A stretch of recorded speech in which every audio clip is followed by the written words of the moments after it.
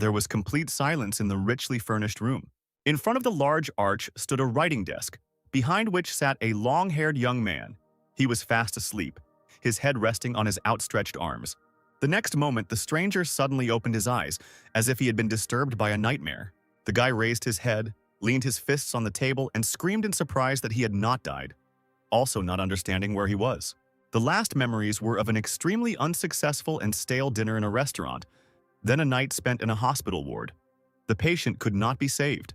And although now the guy was unable to fully reconstruct what happened, now, looking around, he realized that he had ended up in another world.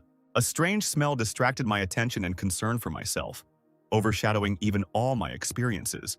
On the table where the young man woke up, 2 bottles were found, one was closed, and several round pills had fallen out of the second. The time traveler grabbed one and brought it to his nose, sniffing. Could this really be the same pill from the legends? But bringing the pill so close to his face was a mistake. The medicine had expired. The pungent smell almost knocked the guy off his feet, and he barely held back the urge to vomit. Sitting down at the table, he snapped his fingers and pushed the filth away, assuming that the body's previous owner had died from taking expired pills. The guy, bored, decided to explore the surroundings. Walking under the high vaulted ceilings, he lazily stretched. Approaching the wooden doors, he was about to go outside, wondering if the previous owner of his body had been lucky enough to transition into his shell in the modern world.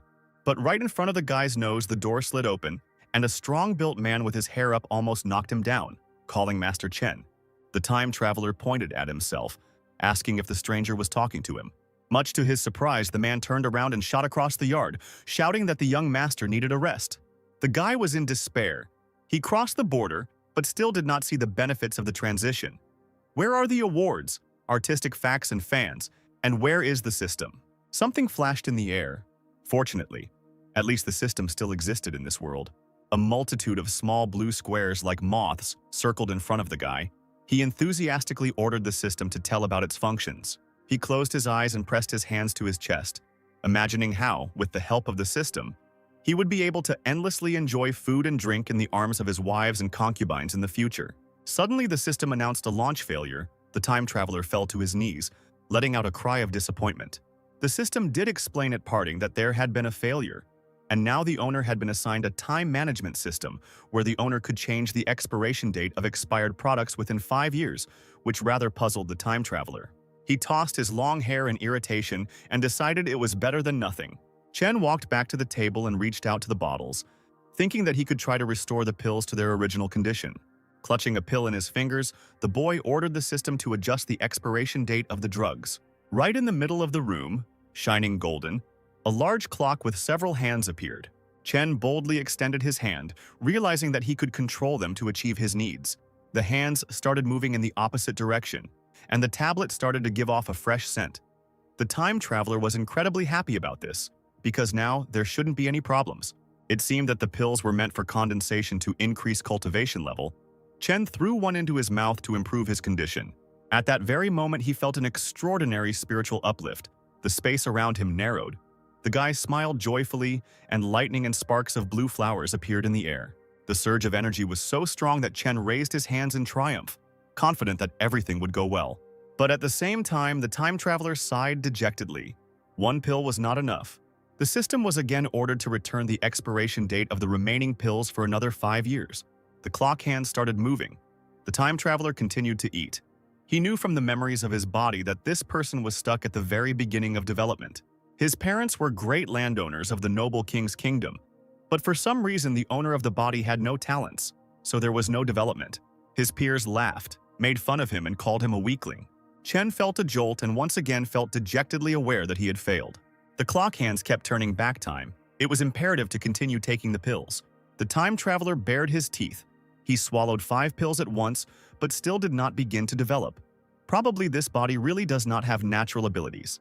As if intoxicated, the young man suddenly extended his hand and sternly ordered the system to extend the expiration date of the drugs for another 5 years. Finally, punching the wall, Chen realized that it was useless to just swallow the pills and went outside. He saw that the owner of the body had a sworn sister, Chen Yan, the only one who served the Chen residence. Lost in thought, the young master heard someone talking from the side, a young voice bragging to his brothers that he had moved to the 7th stage of the Yuan Condensing Kingdom. His companions began to congratulate their brother. Chen turned around, still thinking. For the Yuan kingdom to prosper, it was necessary to create a development base, a solid foundation through the basic breathing techniques. The previous owner practiced these techniques since childhood for 10 years. He has no talent and does not have the genius of his parents. The guy decided that he should try to adjust the data for 5 years for all things in the world. As the system told, it is possible to adjust the time of practice of breathing techniques at the same time. A crowd nearby noticed him. They thought he was looking at Yue and was jealous. Yue raised his eyebrows and snorted arrogantly.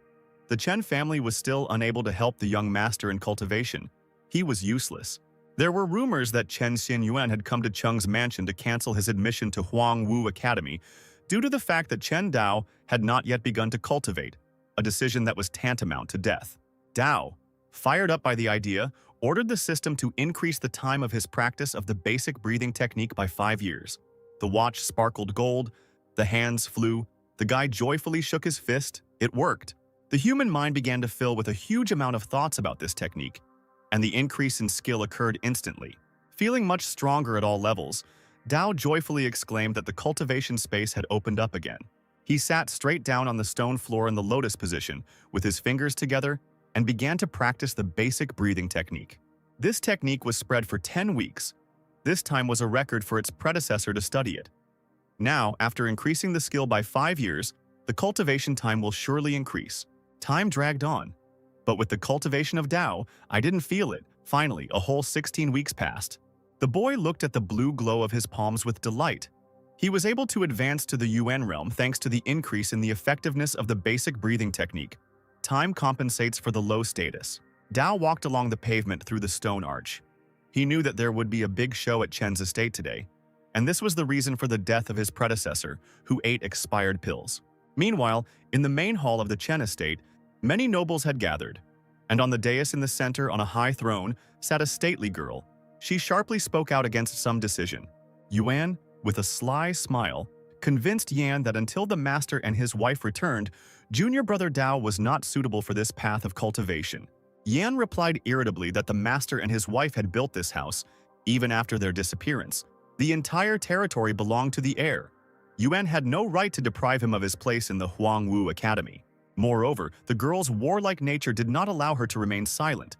She also told the man that, being orphans from Dao, the master's family had taken them in. Without them, the children had died of hunger and frozen to death on the street. Yuan, hurt by the young heiress's words, angrily raised his voice at her, saying that she could not solve the estate's problems alone. She had already been accepted into the academy.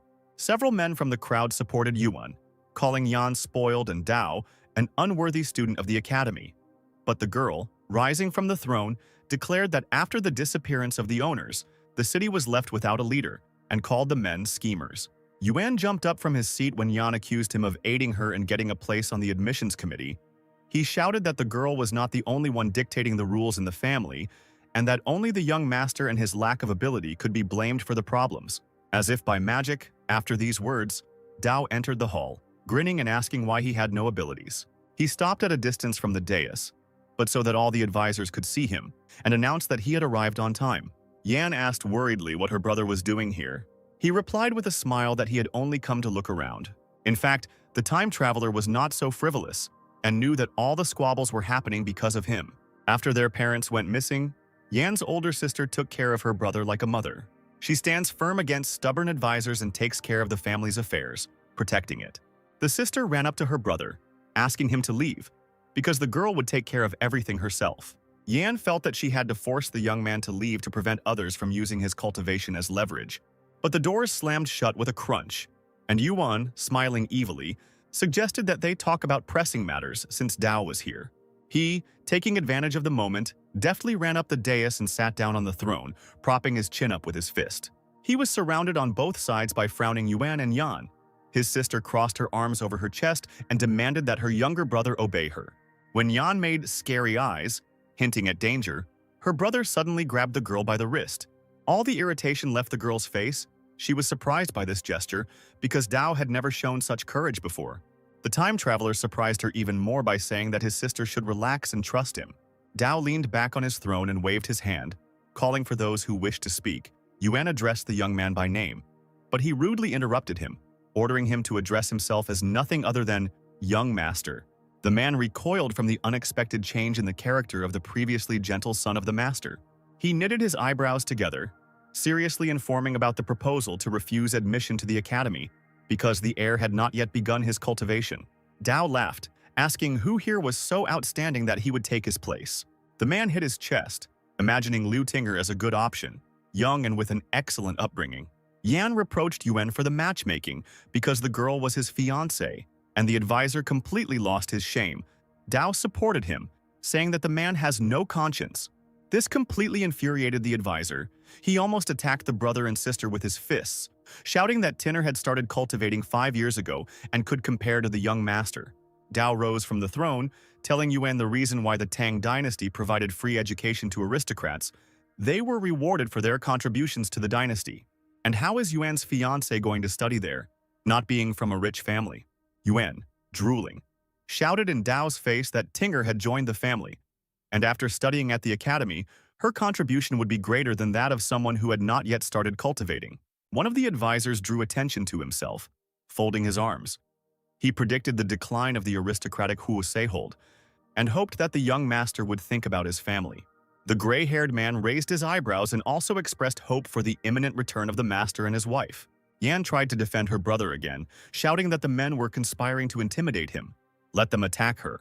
Yan, holding his head high, declared his unwillingness to argue with the girl about such nonsense. Pointing his finger at Dao unceremoniously, he said that the young master could not begin his cultivation and was to blame for his own uselessness. Dao, grinning, asked mysteriously why he couldn't start. The man just laughed at this statement, humiliating the time traveler. He did not remain silent and simply decided to demonstrate his own abilities. The fiery flashes that swirled around his entire body proved to the advisors that the young master had begun his cultivation. Yan almost cried with happiness at the sight of her brother, who had begun his development. The young man smiled tenderly and asked forgiveness from his sister, whom he had made suffer all these years. The girl, smiling, asked not to apologize. She was incredibly happy about what happened. Dao assured Yan that he would become better and would no longer be so worthless, but the girl convinced her brother that she believed in him. They turned in unison to the dumbfounded Yuan, asking if he had anything to say. The man reacted very violently to this appeal. He was deeply offended. Dao laughed and said that the advisor was not worthy of the name Chen. Yuan, trying not to lose his dignity, smirked and tried to humiliate the young man again, because he had not been able to show the ability to cultivate for so many years and had only learned to talk nonsense. He addressed those present, mockingly drawing attention to the slow development of abilities, which would probably continue in the future. Yuan concluded his speech by saying that the young master should not enter the academy. Yan couldn't stand to see this and activated her magic, angrily addressing the advisor who dared to bully her brother. An enraged Yuan challenged the girl to shut up, as they were discussing official matters, but there was no stopping her. Yan waved her hand, and the advisor was thrown several meters away from the place where he had just stood. The man was so taken aback that he couldn't find anything to say, only his chest heaved heavily from the tension. The stunned people present began to discuss the cultivation abilities of the young heiress, who managed to push Yuan away, and the girl asked them what they thought of her brother. To her surprise, the men supported the idea of Dao joining the academy. Now that the master was absent, the men close to him had to do everything to support Dao. But one of the advisors scratched his chin and did not change his mind, as he believed that the young master's cultivation progress was too slow, and the Chen family might remain in decline. Yuan, with a mean smile, proposed to arrange a duel between Tinner and Dao. The winner would be allowed into the academy. He added, looking sarcastically at the young master, that he would not be able to refuse, following the rules. Yan stepped forward, stating that the Dao was just beginning to be mastered, while Tinger had a lot of experience behind her. The brother took her by the hand, sternly telling her that he would have to decide this issue himself, and that his sister would let him figure it out. The young man agreed to hold the fight, but set one condition: he would choose the location himself. Yuan exclaimed that there was a month left before the start of classes at the academy. The battle should take place during this period. Dao, after a moment of silence, agreed to these conditions. A little later, when the advisors left the hall, Yan carefully warned her younger brother about the upcoming defeat, because the advisor had turned him against himself. Dao smiled, assuring that he could defeat Tinner. The girl looked at her brother in surprise, not knowing what to say, because he had never behaved like this before. Still, Yan had always believed in her brother, and she wasn't going to change anything now. Dao remembered the face of the advisor at the moment of their argument. He must have had unconditional faith in his bride, and the guy had no choice but to agree to fight even after such a short time. The time traveler decided to find out more about those strange pills and asked his sister directly where they came from. The girl cautiously replied that Dao himself had bought them. Smiling awkwardly, the young man scratched the back of his head and tried to justify himself. Recently, he had completely forgotten about everything due to the advancement of his cultivation. The sister added that the pills were sold to the heir by Master Yue from the Qin Prince's mansion. Besides, the brother spent a lot of money on the purchase, Yuan knows about it, and will definitely blackmail Dao. Suddenly, the time traveler remembered something about Yu. If the predecessor's memories are true, then he had a good relationship with the master. But after her parents disappeared, Yue stopped communicating with the young man, even selling expired pills. Yan giggled. She thought the pills were effective and helped in advancing her cultivation. Dao didn't hide the fact that the pills had expired, raising his fist in the air. He accused Master Yue of deceiving him. One can even conclude that she is the direct culprit of her predecessor's death. The sister thought hard. If it is as brother says, then even Qin allows himself to play with the Chen family. Is this because there is no leader? However, Dao believed that the decline of the family only allowed the true faces of many of those close to him to be seen. The elder sister was delighted by her brother's announcement that he would now cultivate vigorously. This showed how much he had matured. Dao walked out of the hall and stopped in front of the tall library building in the courtyard. Now he needs to practice the technique and increase his strength. Those present in the room were surprised as soon as they saw the young master. He practically never visited the library. The young man only nodded briefly in response to numerous greetings. He quickly walked over to the wooden shelf with scrolls and notes. The first thing the newcomer took into his hands was the teaching of the Fist of the Falling Star. The young men in the library were quietly talking. One of the guys asked the other why he was so polite to the young gentleman. They answered him that the master had begun to cultivate, of course, he needed to behave in accordance with his status. But the one who started the argument said that the young master was overrated. His development was weak, and his training would probably be very slow. The interlocutor could not help but agree. After all, low abilities and late development will greatly affect learning. Dao, meanwhile, studied the notes, deciding that the Falling Star Fist was ideal for him, as it was known for its speed and ease of mastering. The time traveler immediately ordered the system to increase the time it takes to study the technology by 5 years. The clock, shining with gold, habitually started the movement of its hands. Dao was happy, despite his insignificant abilities. With the advent of the system, his mind was filled with the knowledge of the practice of the Fist of the Falling Star. And now he must increase the training time for all technologies presented in the library by 5 years. The system began to increase the training time of Windy Cloud Steps, Butterfly Sword, Life-Capturing Leg, and many other techniques. Dao fell into a trance while the system did its job and loaded numerous pieces of knowledge into the boy's mind. The crowd looked in amazement at the meditating master surrounded by books, not believing that he was actually practicing so many techniques at once. Gradually, even more people gathered to look at this curiosity. They mocked the volume of recordings and techniques, deciding that Dao was simply shocking the public. Finally, the time traveler woke up and stretched. Now he had mastered the powerful techniques stored in the library. Just as the guy was about to open the door, a voice behind him ordered him to stop. Dao turned around in surprise and saw a small crowd in front of him, led by Yue, who was looking at him with an arrogant expression. The time traveler immediately recognized him, and the others present standing at a distance began to whisper. Dao raised an eyebrow, pretending to have misheard the bully's words. He, feeling that he could do anything, put his hands on his hips and came close to the master, repeating his order. In response, the time traveler gave the impudent fellow a resounding slap in the face. Dao reminded that he was a young master and no one had the right to detain him. Insulted and humiliated, Yue held his cheek, screaming that the guy dared to hit him. But he decided to put the impudent fellow in his place, demanding an apology, and Yue received another blow with double the force. Tears welled up in the corners of Yue's eyes. He cursed and bowed, apologizing to the young master for his ignorance. Dao smirked, stating that they could now talk business. Looking at Yue bowing before him, the time traveler remembered that he had insulted his predecessor in the past. The boy exclaimed that he was in charge of the library, and the young master made a mess. According to the rules, visitors should leave only after cleaning. Bowing low over Yue, Dao reminded him with a smirk that it was not for him to discuss such rules, since this library belonged to the Chen family. Seeing the veins on his opponent's face bulge, The time traveler smiled and suggested that the warlike guy attack first. He bared his teeth and asked what the young master meant. Dao openly invited Yue to attack him in broad daylight to justify his arrogant actions. Excited by such a statement, the opponent could not believe that he was allowed to fight openly with the young master. But he waved his hand, mockingly calling for an attack. Yu flexed his fists, thinking about how a Dao who had just entered the path of cultivation could be so arrogant. He raised his hand back and let lightning burst out from his body. Now everyone would see his new technique, the Fire Cloud Fist basic stage. Dao grinned and mirrored this technique exactly. The stunned Yue did not expect such a reception from a weak master at all. Swinging, the time traveler easily threw his opponent back with the help of the technique, causing the crowd to scream in amazement. They grabbed the shocked and angry Yue by the arms. He couldn't believe that at the beginning of the path of cultivation one could master the technique to such a degree. Dao shook his head, asking if the boy didn't believe him. He pointed his finger at those present, declaring that it was time for scum like them to stop being cowards and attack him.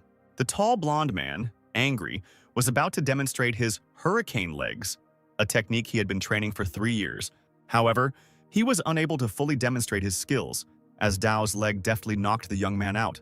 The blonde flew back towards the shelves, raising clouds of dust with his own body. Following him, another warrior decided to attack the young master, and with a cry he found himself in the air with the image of a furious ice tiger above him. Dao grinned and showed his opponents the real technique of attacking a tiger with the help of a fire animal. The sharp fangs of his tiger sank into the paw of the attacking ice tiger, who was pinned to the floor. The warrior fell flat on the floor, coughing up blood. Those present could not believe their eyes because they knew that little time had passed, and the young master had already improved his technique so much. Dao put his hands behind his back, looked at his defeated opponents, and asked if they were satisfied. The young men, without getting up, began to bow to the young master, sitting on their knees. The time traveler looked menacingly at the others, as if asking whether they would dare to do anything. But they began to beat their chests with their fists, convincing Dao that they were completely confident in his strength. The guy knew that he had to take extreme measures to unite people and stop the war. When the library was empty, a respected old man of majestic appearance entered. Seeing the pile of notes, he immediately understood what was going on and turned to the master and madam. Their son had blossomed after so many years. They would certainly be proud of him. Dao walked around the courtyard of the estate, thinking about what to do next. Seeing the young master, a man ran up to him shouting, folding his hands in a welcoming gesture. The time traveler turned around and asked what was going on. He held a skillful box in his hands and exclaimed that Master Yue had sent the pills again. Dao stared at the outstretched item with his mouth slightly open. The pills smelled noticeably sour. The guy immediately felt sick. He asked what it was. The servant relayed the master's words. These are freshly prepared preserved UN pills that enhance mental abilities and aid focus. Dao grabbed the box and turned to leave, then asked the servant to thank the master on his behalf. However, the servant was not going to let his master go so easily. He shouted after them that the UN-preserved pills were more expensive than the previous ones and cost 500 gold coins each. To this, the time traveler ordered to convey to Yue a request to sell all types of pills. In the future, he will pay for everything at once. The servant bowed and promised to do everything. Dao rolled his eyes, mentally scolding the master who thought he was an idiot. How could anyone earn the amount he was asking for these pills in their entire life? At home, he poured the pills out onto the table and ordered the system to reset their expiration date to 5 years. The hands obediently moved in the opposite direction. The boy reached out for some of the improved pills. He saw that only 3 had managed to restore their quality. Probably the others had been stored for so long that even rewinding the expiration date did not work. The time traveler threw all the pills into his mouth at once. A powerful cultivation fire magic surrounded his body. UN condensation exceeded the 5th stage. The young man thought with delight that these canned tablets were different from the rest. It would take at least a year for an ordinary cultivator to reach the 5th stage. There was a knock at the door. Dao hurried to open it. Yan stood at the threshold. The guy happily greeted his sister. The girl was holding a box in her hands. She heard about what happened in the library and came specifically to see her brother. He smiled, scratching the back of his head, assuring that everything was fine. Yan excitedly approached her brother, feeling that his chi aura had increased significantly. Did that mean that his cultivation had also increased again? Dao smiled and confirmed the rise of yuan condensation to the 5th stage. Yan almost dropped the box on the floor from joy, jumping up and down. The girl embraced her burden with one hand. She saw the improvements, and was convinced that Dao was an unusual genius, a true son of his parents. Now she had no doubt that Dao would be able to defeat Tinner, and brought him the pills she had bought with the prizes she had saved up from the academy, her own money. At first, the time traveler tried to refuse, but the headstrong Yan didn't want to hear anything. She added that the vile Yuan had blocked the Chen family's accounts, and Master Yue was even selling the guy expired pills. Dao worriedly asked Yan what would happen to her if the girl gave him these pills, since cultivation required a lot of resources. The girl, smiling, convinced her brother not to worry because everything she did was part of her older sister's duties. Turning around, Yan said that she was going to Mount Yuanlin to get the UN Condensation Activation Stone. Then the guy would successfully attune with it and move to a new level of cultivation improvement. Dao tried to stop his sister because Mount Yuanlin was considered very dangerous. She shrugged and replied that everything was fine. The girl was not an ordinary cultivator. The time traveler made a cute face, clasping his hands in a gesture of supplication. But even this did not stop Yan from leaving. She only said as a parting word that her brother needed to take his pills and wait for her return. A golden chariot with several passengers stopped at Mount Yuanlin. The second prince, the emperor's son, and his entourage. Yan knelt in front of the chariot, clutching a sword in her hands. The second prince introduced her to the beast of all the Yuanling mountains, Zhengning Shou, who guards the highest level stone on the mountains. The prince, in response to the girl's indignant cries, said that he had come here not only to help her in battle, but that he needed a bride to strengthen his position in the eyes of the emperor's father. He pointed his finger at the girl, declaring that she was one of the most outstanding people in centuries and was the best fit for him. The man assured that he fell in love with the girl at first sight. With her status, talent, and beauty, they would become an ideal couple. Yan stamped her foot, shouting that this was completely impossible. But the prince convinced her that he was very patient and could wait. He waved his long hair and glanced at the huge beast, saying that it would take the stone for itself and swallow it.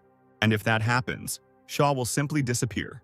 The young lady was not going to give up so easily and immediately rushed at the monster. She cursed. The technique she used wasn't much help in fighting such a giant. Shu waved his paw and pushed Yan back. She grouped herself and landed successfully on her feet, the hem of her dress falling gracefully after her. The girl clapped her hands, and a majestic, magical female figure of extraordinary beauty appeared behind her. Yan used the heavenly fairy seal technique. The second prince watched the unfolding battle with rapture and did not interfere. Scratching his chin, he thought with satisfaction that Yan really lived up to his reputation. This was the first time he had witnessed a heavenly art that had emerged from fantasy. The prince's confidant said that such power rarely manifests itself, even now, when the image of the girl's heavenly power has not yet been fully formed. The old man advised the prince to win this person in order to become like the sun in the sky with incredible achievements.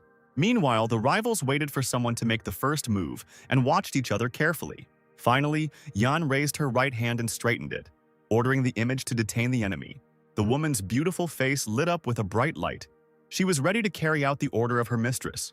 The beast stood on its hind legs, trying to increase the success of its attack.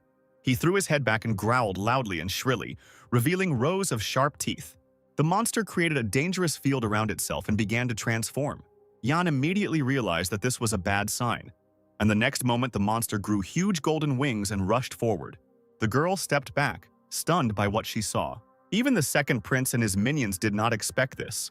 The beast, opening its mouth wide, put its paws forward and flew straight at the cultivator. She, controlling the magical image, forced the figure in the air to repeat her movements. The woman put her hands forward, defending herself from attack.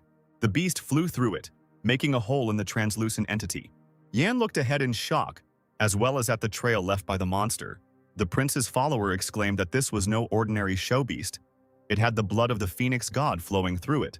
Yan was not Shao's opponent, since her heavenly power image had not been formed.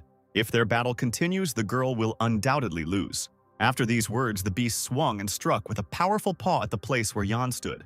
The prince, seeing that the girl had managed to regroup, ordered his followers to immediately help his bride obtain the UN spiritual stone. One of them tried to object to the ruler, suggesting to wait until Yan was in a critical situation to accept the prince's terms. But he was not stupid and recognized the uniqueness and pride of the girl. She would prefer to die than bow before him. The man ordered his minions to help Yan, and perhaps then he would be able to conquer her. The old men obediently carried out the order, hanging directly over the beast. The lady looked at the unexpected help in surprise. The men fired two powerful beams of purple and yellow at the beast. After some time of fighting, Yan managed to jump right on the monster's head, causing it to open its mouth. He spat out a powerful stone, and the girl caught it and squeezed it tightly in her palm. The trio watched as the beast flapped its wings and flew away. Such a monster with the Phoenix God's bloodline did not fall before Noble King stage cultivators.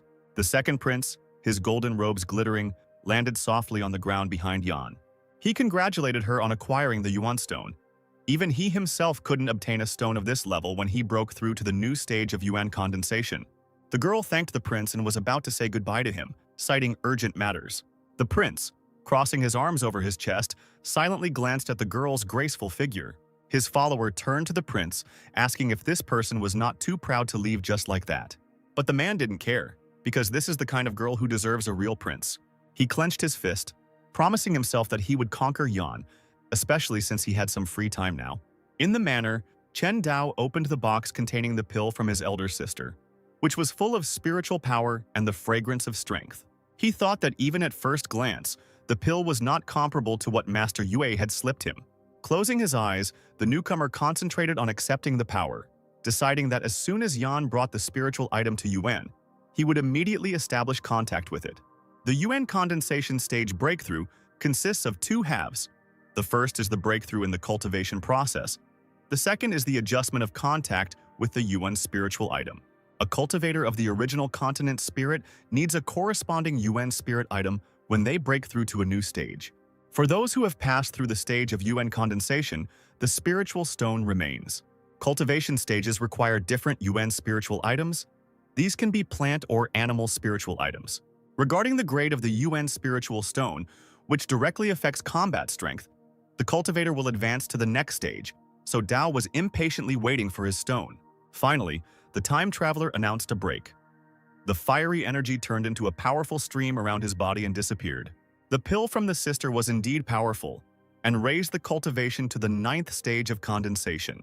A servant's voice was heard from behind the door, and the young master was informed that Madame Yan was asking him to come immediately. Hearing this, Dao was delighted. Finally, his sister had returned. Outside, Yuan, Tinger, and Yue learned the latest news from the servants. Yan had returned with the rainbow-colored Yuan spiritual stone. Yuan knew that this was the highest grade of spiritual stone from Yuan Soul Mountain. Such stones were protected by special beasts. The man clenched his fist and bared his teeth angrily. He couldn't believe that there was such a big gap in cultivation between him and some girl. Tinner, seeing the groom's irritation, asked him if the Dao stone used to break through the condensation stage. The girl was at the 9th stage of Yuan condensation, just one step away from the spiritual C stage, and this guy was still the weakest. Yuan nodded his head. He was confident in the bride's abilities and considered it a waste for an ignoramus to use such an artifact. He thought out loud that there had been a change in Dao's behavior. Yue confirmed this. In the library, the young master had learned many techniques in a short time. Tyner was worried about such a breakthrough from someone who had been deprived of all strength just yesterday. Once upon a time, when they were children, they even spent time together with Dao. But the girl always left him alone and went to Yuan to study cultivation lessons. She even admitted that the boy's very existence embarrasses her. Everyone makes fun of her when they see Tyner spending time with such a useless child. It was then that the girl ordered Dao not to approach her, because she had to improve herself, and therefore they could no longer see each other. The girl was brought out of her memories by the voice of her fiancé, who had just entrusted Yue with a special task. If he succeeds, he will choose a high position in the Chen family. The guy winked at his older brother, assuring him that he will fulfill the request. After a few seconds, Yuan called out to Yue, asking him to wait. A sheet of paper was placed in the guy's hands. Yuan, grinning evilly, assured that this thing would help the matter go perfectly. The man watched his younger brother go, then turned around. He approached the bride and put his arm around her shoulders, assuring her that the high position would go to her. The girl ran her finger over Yuan's chest, saying that she had infinite confidence in him. At this time, Dao ran to his sister to meet her. The girl immediately handed the sacred stone to her younger brother. The boy was stunned when he saw the highest grade Yuan spiritual stone from Soul Mountain. He heard that the stone was protected by the strongest demonic beasts. Previously, cultivators died trying to get it. After his sister urged his brother on, he returned home and began to meditate to gain the power of the stone. Hearing someone's footsteps outside the door, the time traveler quickly put the jewel back in the box. There was a servant standing at the threshold, asking the young master to hurry to Madame Yan. Dao impatiently asked to be shown where to go. He went after the servants and did not see that a mysterious figure in a mask was hiding nearby. Someone knew that Dao would leave his home and sneaked into his house. Yue, standing at the table, chuckled out loud. Dao was such an idiot. The young man carefully took the box with the stone in his hands, not hearing how the door slowly opened. He was brought out of his blissful state by the voice of Dao, who informed him that stealing the UN spiritual stone was a serious crime that betrayed the family. The guy almost dropped the object from his hands, frightened, and began babbling something incoherently. The time traveler mockingly warned that breaking the family rules would result in the confiscation of cultivation and exile. Yue pulled the mask off his face and smiled back, saying that he had underestimated the guy. He tore off his cloak, not letting go of the box. He didn't care about breaking all the rules. Dao slowly reached into his bosom, distracting the thief's attention. The next moment, like a magician, he pulled out that same sacred stone from the sleeve of his hanfu. The guy opened the box so abruptly that he almost broke it and cursed. It really was empty. Yue immediately threw the item onto the floor when Dao began to tease him, saying that it was an amazing coincidence. The time traveler approached the enemy, offering him cooperation in exchange for his life and the opportunity to manipulate Yuan. The warrior grinned, declaring that the Dao could not stop him, and rushed forward. But suddenly Yue realized that the young master had disappeared from sight and began to look around nervously. The next moment, Dao's mocking voice was heard. One sharp movement and Yue was thrown to the side, blood flowing from the corner of his mouth. He landed right on the wall, shattering it on impact. Yue clutched his chest and coughed, unable to understand how the young master's cultivation had reached the 9th stage of Yuan condensation. Dao just smiled broadly, crossed his arms over his chest, and said that when he counted to 3, he would kill the guy. He raised his hands up, not intending to give up at all. He took out a heavenly talisman from his pocket, waving it around, boasting that the power within it was equal to a full-force strike from a cultivator at the peak of the spiritual sea level of cultivation. Dao frowned, and at that moment, shouts were heard from the street. People heard the noise from the young master's room and rushed there to find out what was going on. Yue waved the talisman, wishing Dao a safe journey to the afterlife. A purple sphere appeared right above him. The warrior pointed his hand towards the young master, commanding lightning to kill him. The time traveler didn't have time to react. The flash knocked him off his feet. He clutched the sacred stone in his hand, not understanding what this fierce light was. Lightning, much larger than the previous one, coiled around his body like a snake, lifting the newcomer into the air. He opened his eyes wide, thinking that he would meet an inglorious end. But when he realized that he was still breathing and remained unharmed, he turned his gaze to the rainbow Yuan stone in his hand. It had split right down the middle, Yue growled, not understanding why his magic didn't kill the young master. He raised his hand again, commanding the light to kill Dao so that no one would know what had really happened today. But it seems that everything did not go according to plan. His own power went against its owner. Yue screamed silently, his eyes rolling back and steam coming out of his mouth. The time traveler leaned forward, trying to make out something in the bright light. Finally, when the light and smoke cleared, he saw that Yue was covered in soot, sprawled on the floor and not moving. He did not dare to come closer, examining the motionless enemy. Dao suggested that the criminal was killed to cover up the truth. Tinner, who was watching the events from the window, concluded that Yue was not a worthy opponent for Dao. Fortunately, Yuan had prepared the talisman in advance. The man rubbed his chin. Could this overgrown Dao really have become a genius so quickly? The Yuan spiritual stone is broken and Yue died without revealing the information. Yuan admitted that after attuning to the highest grade Yuan spiritual stone, the Dao power will only increase. Tyner worriedly asked why the groom had not personally killed the young master. Yuan replied that the time had not yet come, but it would come sooner or later. Even though the couple had protected Dao from attuning to the strongest Yuan spiritual stone, he would certainly continue to search for a way to break through to the spiritual sea stage. The girl hastened to reassure the groom that she would definitely win over the young master. Tyner's cheeks turned red as she clung to her fiancé and promised that she would do everything for him. The door to Dao's room was opened by Yan and her advisors. The girl ran up to her brother, asking what happened.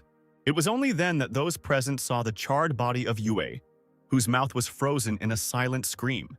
The young gentleman showed his sister the stone, and she could not believe that such an artifact could break.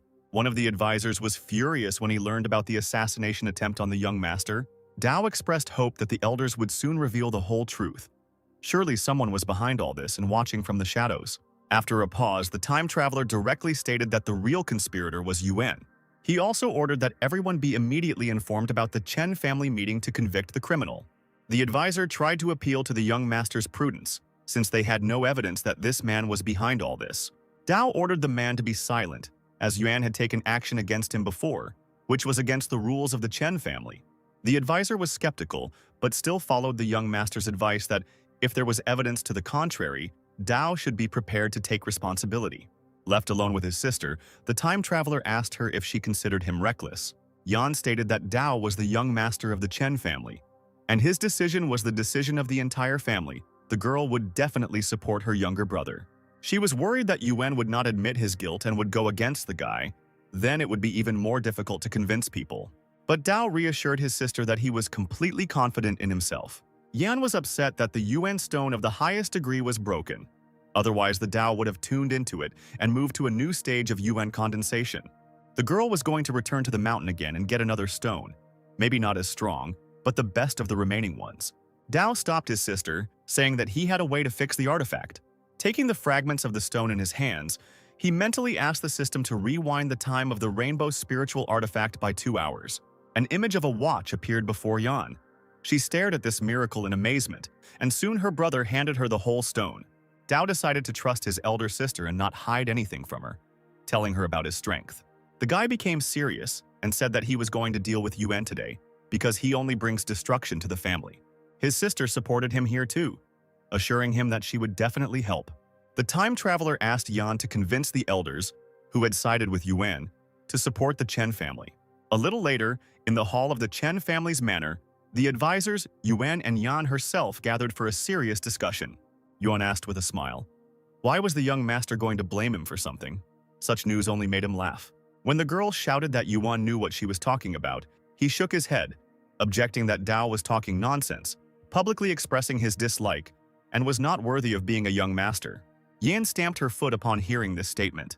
Unfortunately for her, many of her advisors supported Yuan, because the man had done a lot for the Chen family, and now he was accused of attempted murder.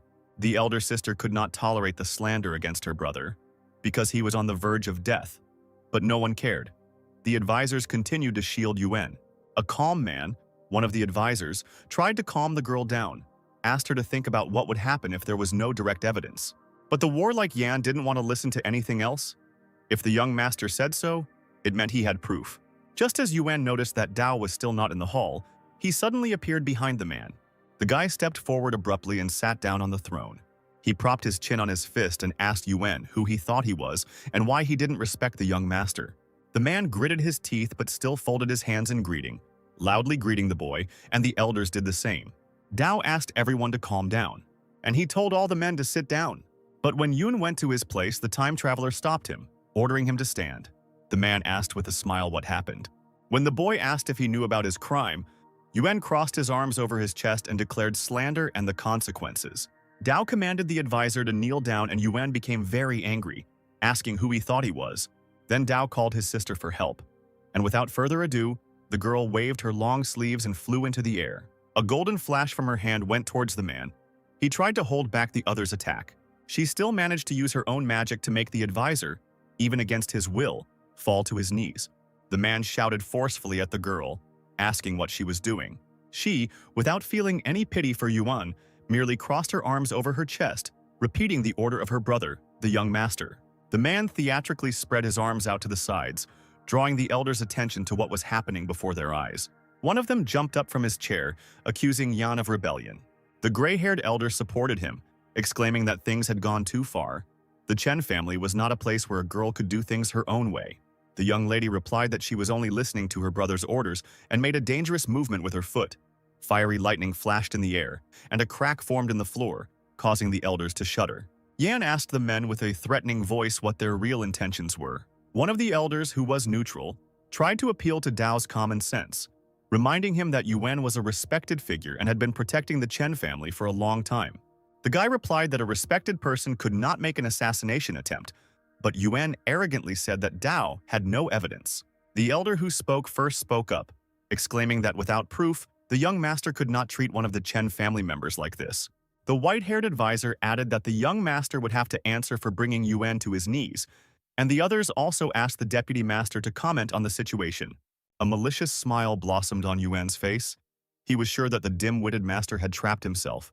The blond man sitting closer to the throne asked why the question of responsibility could not be left after the investigation.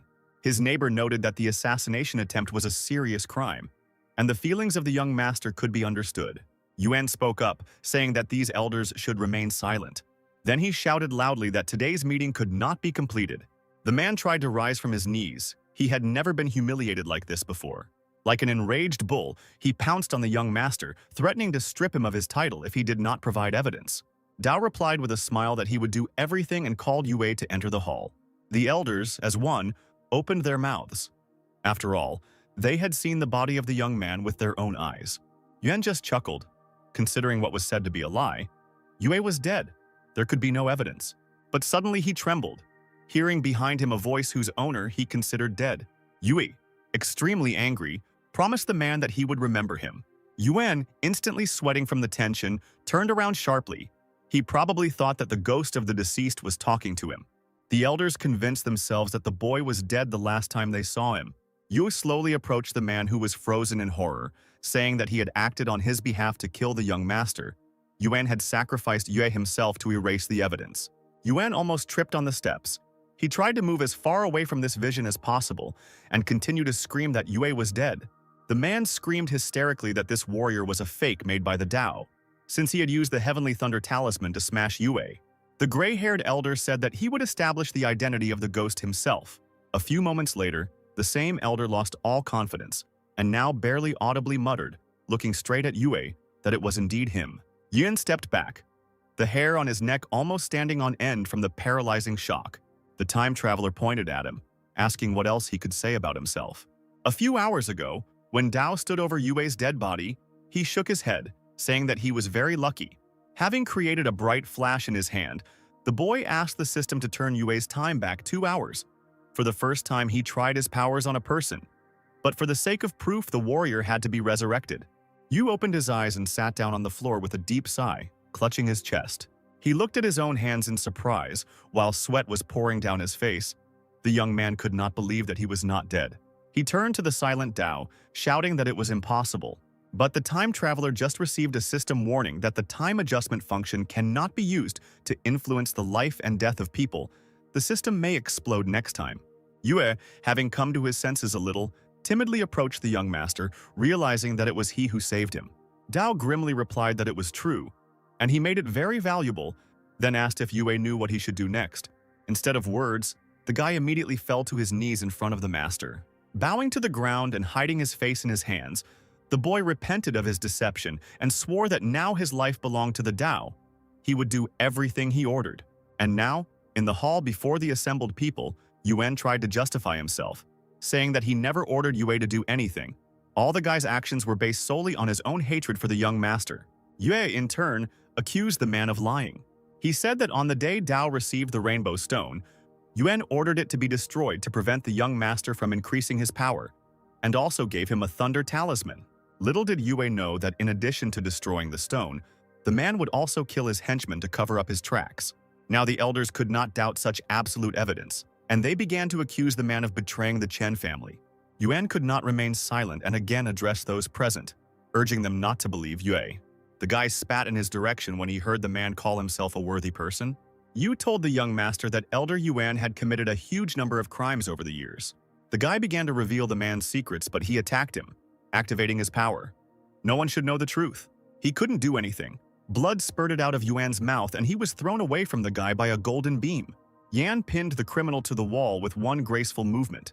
She ordered Yue to speak, and he did, revealing that Yuan was involved in the disappearance of 2 of the greatest masters of the Chen family. As it turned out, Yuan had been lining his pockets with money all these years, profiting from the family's assets, and half of the property was stolen by him.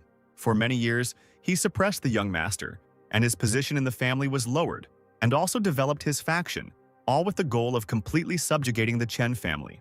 When the boy called Yuan a thief, he cleared his throat and asked how the warrior would prove it. Yu took out a book from his clothes, where he wrote down all the man's crimes. Yuan trembled when he heard this and pressed himself even more tightly against the wall. Yan flipped through the book with an inscrutable face. She loudly asked if Yuan could still be on the same level as Master and Madam after all. The people who adopted him when he was still young could not have imagined that their adopted child would become a real criminal. A dangerous, fiery aura ignited around the girl. Yan promised that she would kill Yuan right here and now to rid the Chen family of the threat. The man with tears in his eyes begged her to stop. He admitted what he had done, adding that he had wanted to break the Yuan spiritual stone, assuring that he would never have aimed at the young master. The time traveler quietly but clearly ordered to kill the traitor. Obeying the order, Yan activated her power and flew towards Yuan. He fell on his back, hysterically asking the elders to save him. They tried to stop Yan, asking her to lower her hand, but the junior master immediately stopped any attempts to pardon Yuan, stating that anyone would be considered a traitor if they asked for pardon for the man. The elders had no choice but to remain silent. Yan had almost touched the point on the screaming Yuan's hand with a clot of power, but at that moment, someone's power from outside deftly moved her palm aside. The girl did not understand what had happened and deftly jumped back, leaving the sudden enemy room to maneuver. Covering the elders with her hands, Yan loudly asked who the impudent person was who dared to interrupt the execution of the sentence. One of the elders warned the girl that this man's cultivation was very strong, and he ordered Yuan to flee. Yan watched helplessly as two male figures rushed headlong towards the open door, but the helplessness was momentary. She clapped her hands and used the heavenly seal of the fairy. A majestic female figure in gold-embroidered clothes appeared directly above the girl. The fairy, stretching out her arms, walked with golden fire straight over the figures of the fugitives. The stranger tried to resist the powerful force on the run, but he underestimated the strength of Yan. And yet, the man had to leave this place. He threw the explosive straight at the fairy, who barely managed to cover herself with her hand before the explosion occurred. The image disappeared and the criminals managed to escape while the room was filled with smoke from the explosion. Dao picked up the remains of the stone, threw it in the air, and said that Yuan was a stray dog. Clenching the stone in his fist, the newcomer turned to the elders, asking whose side they were on. The men immediately found themselves on their knees before their young master, promising that they would join him. A man in a cloak and mask helped Yuan escape execution and brought him to safety. The man immediately thanked the savior, but he only silently continued to lead him somewhere. Yuan could not restrain himself and asked where they were. Finally, he got tired of it. The man said that he would leave if the stranger did not speak, but suddenly a slender girl in noble clothes appeared before them. The girl called the fugitive by name and asked where he was rushing to. Yuan was incredibly surprised to recognize Princess Yue, and the silent savior immediately took off his hood, revealing his manly, tense face and gray hair. The princess reclined in a large chair while her confidant poured tea. The girl asked if Yuan was surprised. He nodded, assuring that since the process itself had come to the rescue, Yuan would definitely repay this debt. The princess, after taking a sip of tea, interrupted the stream of gratitude and announced that the elder must help her capture the Chen family today. The princess smiled as she looked at the man's dumbfounded face. She knew for sure that Yuan had ambitions and had always wanted to take control of the Chen family. Clinking her cup against the saucer, Yue Wu added loudly that the elder had been defeated. The man flared up, starting to blame the young master's younger sister for everything. The princess only drawled that Yuan had already become a homeless vagabond. Thinking about it, Yue was even surprised by the audacity of the man who said such things. The elder believed that the changes in Dao were insignificant, because without his sister, he was completely useless. The princess furrowed her brows, ordering Yuan to stop believing the lies he was telling the others. Yu was sure that the guy would still surprise everyone with the speed of his development, because he was the descendant of a noble king, and the master's parents were great rulers. He should not be underestimated. Yuan, hearing this, clicked his tongue in irritation. The princess, after a moment of silence, asked the man to support her, especially since she only needed one thing. The elder guessed that the thing the princess wanted was the Chen family's noble king's token. Yu smiled, pleased with the man's guess. Yuan inquired what the noble king's token was used for, but the princess sharply replied that it was none of his business. All an elder needs to know is that the token is not just a proof of identity. It provides the opportunity to ascend to the heavens in one step. The girl extended her thin hand, asking what the man's decision would be. He stuttered and replied that he had to think about it some more. The very same savior ran up to him, leaning on a staff, and looked into his eyes with a murderous gaze. An aura was spreading around his figure, shining in purple hues. Yuan remembered that this was a frozen stage, but the old man said that Yan's victory was only for safety reasons. The elder immediately dropped to one knee before the princess, declaring that he was ready to serve her faithfully. Yuan narrowed her eyes predatorily, replying that it was very good. Dao, having saved the fragment of the weapon, returned to his room and asked the system to return the time of the hidden weapon to 10 hours. The hands of the large clock obediently rushed back. Looking at the hieroglyphs carved on the small bomb, the time traveler realized that the weapon belonged to the noble Qin estate. Dao was glad that the Chen family had gotten rid of the traitor. Now he could cultivate unhindered all the time. Hearing a strange voice behind him, the young master shuddered and turned around abruptly. Chen Tai smiled, asking him not to be afraid. Dao smiled happily when he met the grandfather of his predecessor and greeted him. The boy saw in his memories that the former owner of the body and this old man were very close people to each other. Young Dao's parents were rarely around due to their busy schedules, and Yan had not yet arrived at the estate, so Tai spent most of his time taking care of the boy. The child asked his guardian if he really had no talent for cultivation, and the old man assured him that this talent had not yet manifested itself, because Dao was a descendant of noble cultivator kings and was very talented. Tai patted the boy on the head, assuring him that his grandfather wouldn't lie, and the boy eagerly promised that he would continue to practice cultivation. One day, a group of people in black clothes kidnapped a young master. The criminals, carrying away the crying child somewhere, were talking among themselves. Noble kings will not leave this crime so easily. A blue glow suddenly appeared behind the men, and Tai's commanding voice was heard. The old man, using his strength, demanded that the young master be released. One of the kidnappers put his hands forward and brought them together to resist the attacks of others. He ordered the others to leave first, but the old man made a few moves, and being a powerful cultivator, he knocked out his opponent. Dao screamed and struggled, and the men realized that this stranger was very strong. Tai slammed his palms together, causing a cloud of smoke to rise, and the villains decided to play with him. The pursuer swung and threw the small body of his captive into the sky. The boy burst into tears and desperately called his grandfather for help. The criminal threw several kunai towards the boy. Dao, waving his arms, screamed with all his might, trying to somehow dodge. Tai, carefully watching the trajectory of the weapon's fall, could not allow the young master to be injured. He caught the boy, shielding him from the sharp arrows that pierced the man's back. One of the men in black ordered his accomplices to continue attacking the young master of the Chen family. Tai put his hand forward and sent a blue beam at the criminal, which immediately knocked him back. The boy clung to his grandfather, quietly sobbing. The ninja made a deft movement with his foot, ordering the old man to say goodbye to life. Tai, tightly hugging little Dao, fell to the ground, taking the full impact on himself. Quickly getting up, the old man put the boy on his feet and hid him behind his back, assuring him that no one would touch Dao as long as his grandfather was here. After that incident, Tai suffered serious injuries and took a long time to recover, but was always close to his predecessor. The man said that he had been closely watching Dao, who was faster than lightning, had grown greatly, and was worthy of being called the descendant of a noble king, asking the boy not to be left without protection. The time traveler asked if the grandfather was referring to the threat coming from the Qin estate. The old man said that Fen Yan City was guarded by 3 royal families, including Chen, and there was also the Qin Manor. As long as Dao's parents were here, no one dared to cause trouble. Tai took out the box, saying that the master did not want the man to interfere in his son's affairs unnecessarily. But now, in order to see things in their true colors, Tai must give something to the master. The time traveler extended his hands and asked what kind of thing it was. Tai explained that before the lords left, he gave instructions for the day when the young master would take control of the Chen estate. Dao's fingers trembled as he asked if he could open the box. Tai warned that it had the seal of a master on it, and the box could only be opened when the young master had reached a certain level of cultivation. The predecessor missed his parents very much, so the time traveler asked Tai about it. He replied that there was no need to worry about them. After all, the parents were noble kings of cultivation.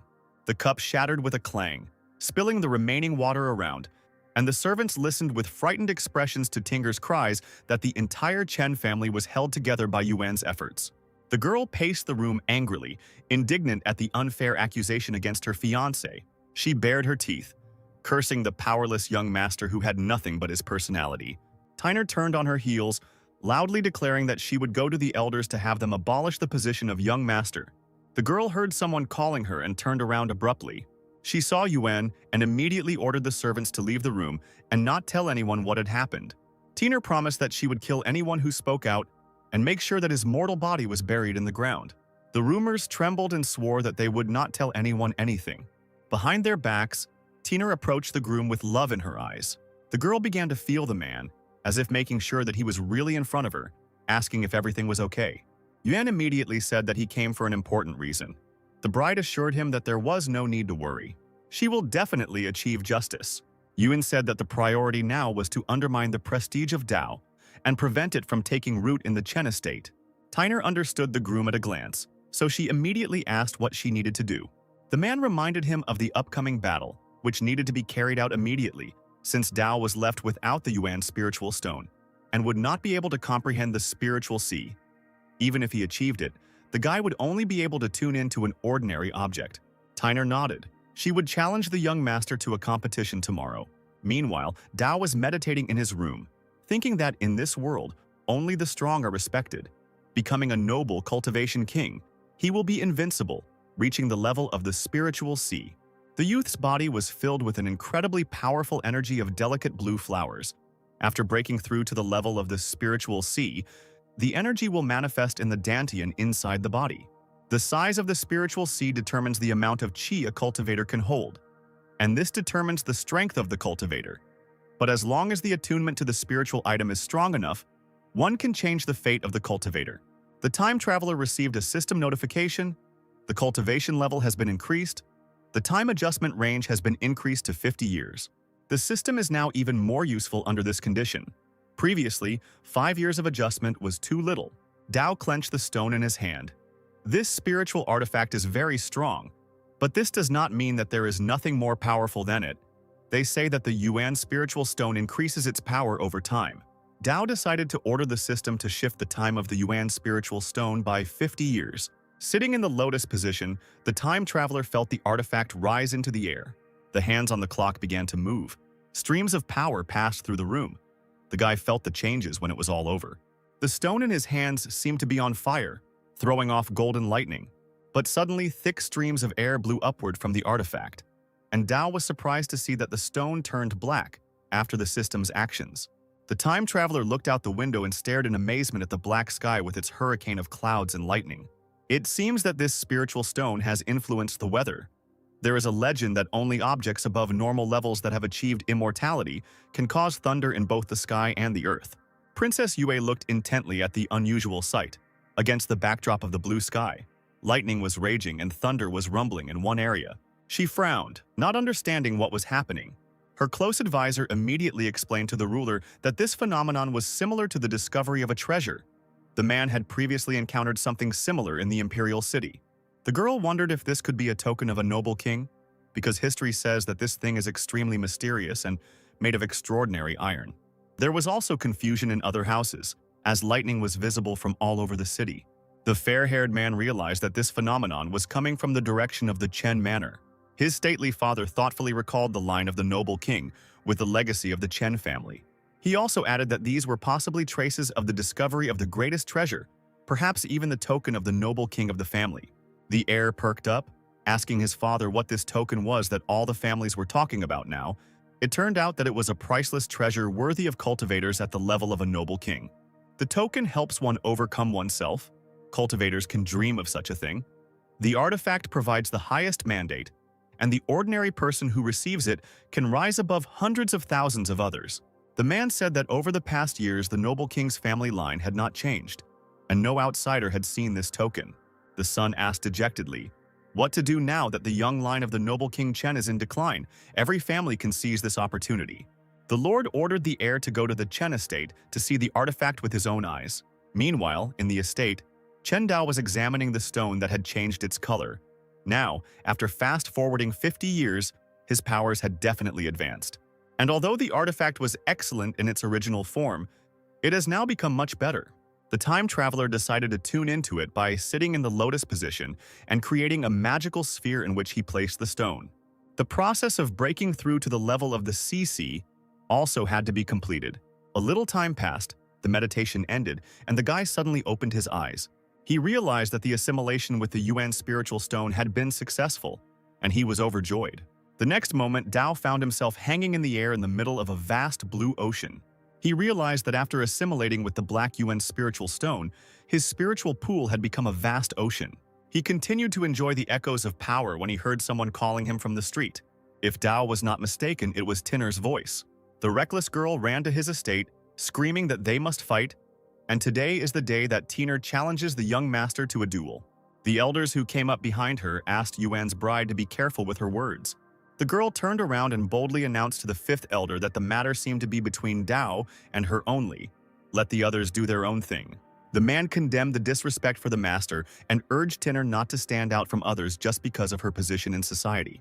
She clicked her tongue and walked to the door of the manor, ordering the young master of the Chen family not to hide in his house like a turtle. The elder reminded that only the young master should choose the time for the battle. Tiner should leave immediately and stop making noise. The girl put her hands on her hips, declaring that she would scold the guy until he came out. She shouted that if Dao was a man, let him come out and defeat Tiner. The elder clenched his fists, became seriously angry, and almost rushed at the girl himself.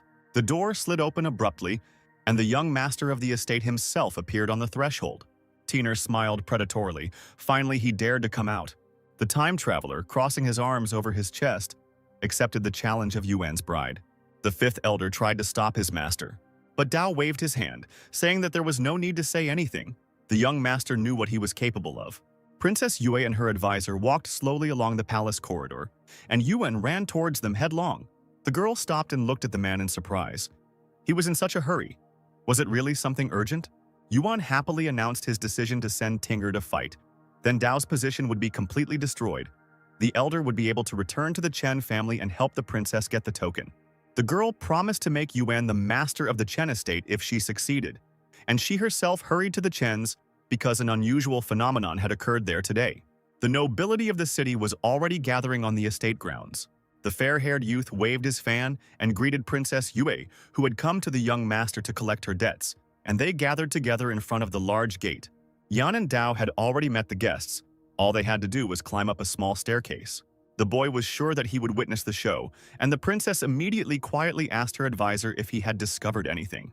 The man shook his head. The phenomenon had disappeared. There was no information about the noble king's token. Tinger had already pointed her sword at Dao, demanding that the young man return Yuan.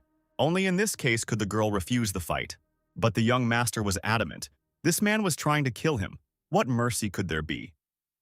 The girl, without lowering her sword, noticed that it was Yue who did it, who had nothing in common with the elder.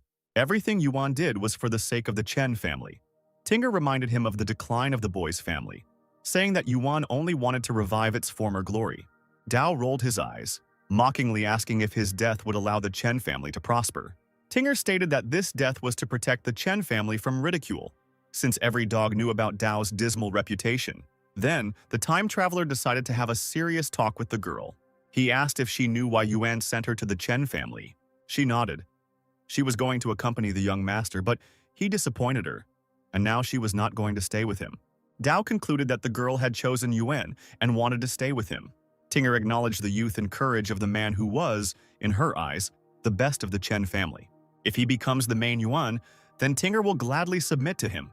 The girl waved her sword in a warlike manner, challenging the young master, and the boy would not dare to run away from him. They had an agreement. Dao ordered the foolish woman to address him with due respect, but Tinger spat at the master that he was not worthy of it. The time traveler promised that he would teach Tiner good manners. The space around them shone with the energy of golden flowers. The girl raised an eyebrow and raised her sword. The next moment, she thrust her weapon forward and ran with it towards the young master. But before she had time to take a few steps, Dao disappeared from sight. Tiner was even surprised by such speed. And then the time traveler kicked the sword out of his opponent's hands. Looking at the empty palm, Tiner couldn't believe her eyes. Princess Yue guessed that the Dao cultivation had reached the world of the spiritual sea. Tiner admitted that she had underestimated the young man, who had already passed on to the next world. She accelerated and shouted that she had already reached the 7th level of the spiritual sea world, and that the Dao was no match for her. Time seemed to slow down. The guy waited for the girl to get closer and then hit her in the face with a backhand. Tiner grabbed her face, shocked by Dao's action, who, hanging over her, called on the girl to remember what dignity was. Turning into a real fury, Tiner swung her fist at the young master, threatening to kill him. Her hand was intercepted by a man's palm. Dao watched the girl dispassionately. Their forces clashed, and it seemed as if the rivals could not defeat each other. Finally, Dao was able to push back Tiner and take a step forward. He gave the girl's hand a stronger squeeze, and she stared at the man opposite her, not expecting such a reception. All confidence gone from her face, Dao asked if she now realized how strong he had become. Approaching Tyner, he gritted his teeth and called his rival a nobody. How dare she mock him? Tyner bared her teeth and tried to hit the guy in the face with her free hand. He let go of the girl and swung his leg, ordering his rival to get away. Tyner grimaced as she fell painfully to the ground, feeling cheated. She suggested that Dao took power from a powerful spiritual artifact he found when he made the transition to the world of the spiritual sea. After all, the strongest spiritual stone was broken. Tyner was furious, believing that his sister had found another artifact for him. Dao got tired of listening to this nonsense and declared that the girl had lost and the right to enter the Wu Academy remained his. Slowly standing up, Tyner promised that one day she would reach the world of the spiritual bridge and take revenge. The time traveler stopped her abruptly. Coming closer, he suddenly grabbed her by the throat, lifting her off the ground. Squeezing her thin neck tighter, the guy reminded her that he had promised the girl to teach her good manners. The next moment, he punched Tyner in the stomach, knocking the wind out of her. A blue flame flared up on the girl's chest. Black streams came out of her mouth, and she screamed in pain.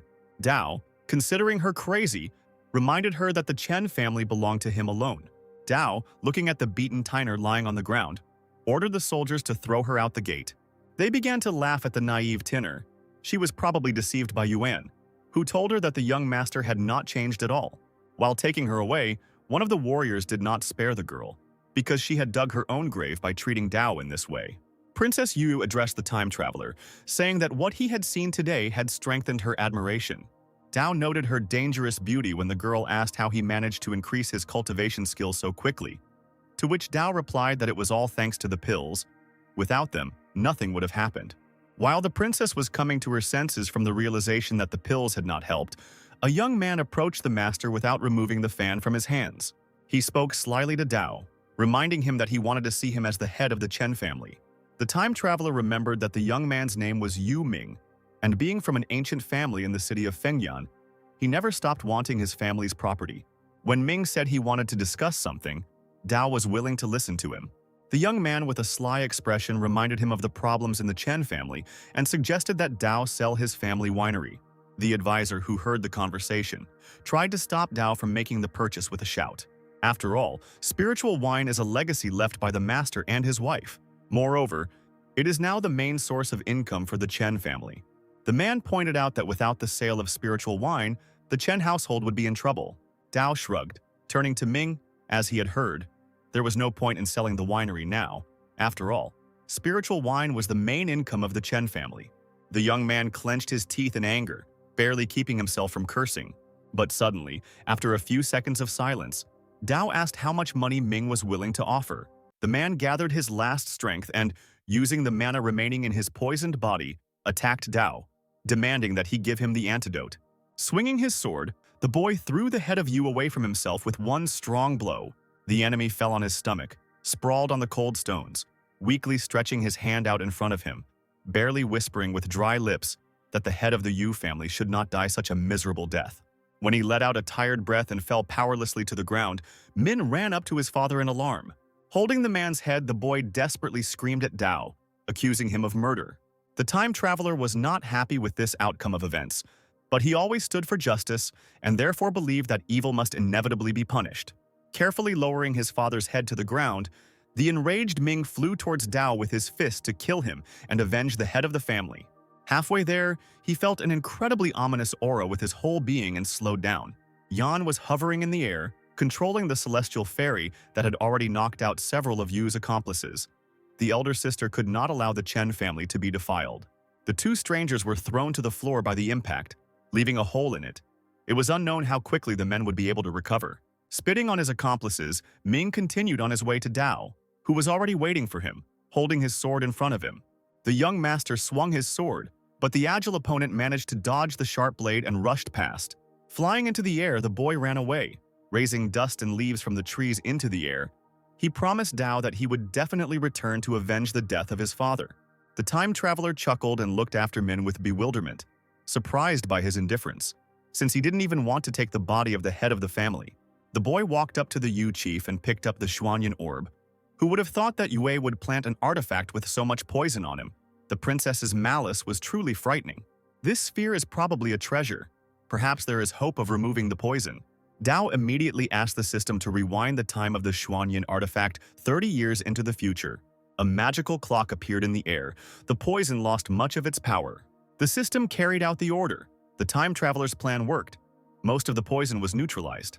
Then Dao asked to rewind the time of the sphere another 30 years forward. White streams of mana began to flow towards the artifact, and it once again changed the appearance of its outer shell. What the time traveler had planned came true. The poison in the sphere was completely neutralized. According to Princess Yue's words, this artifact is a valuable protective treasure.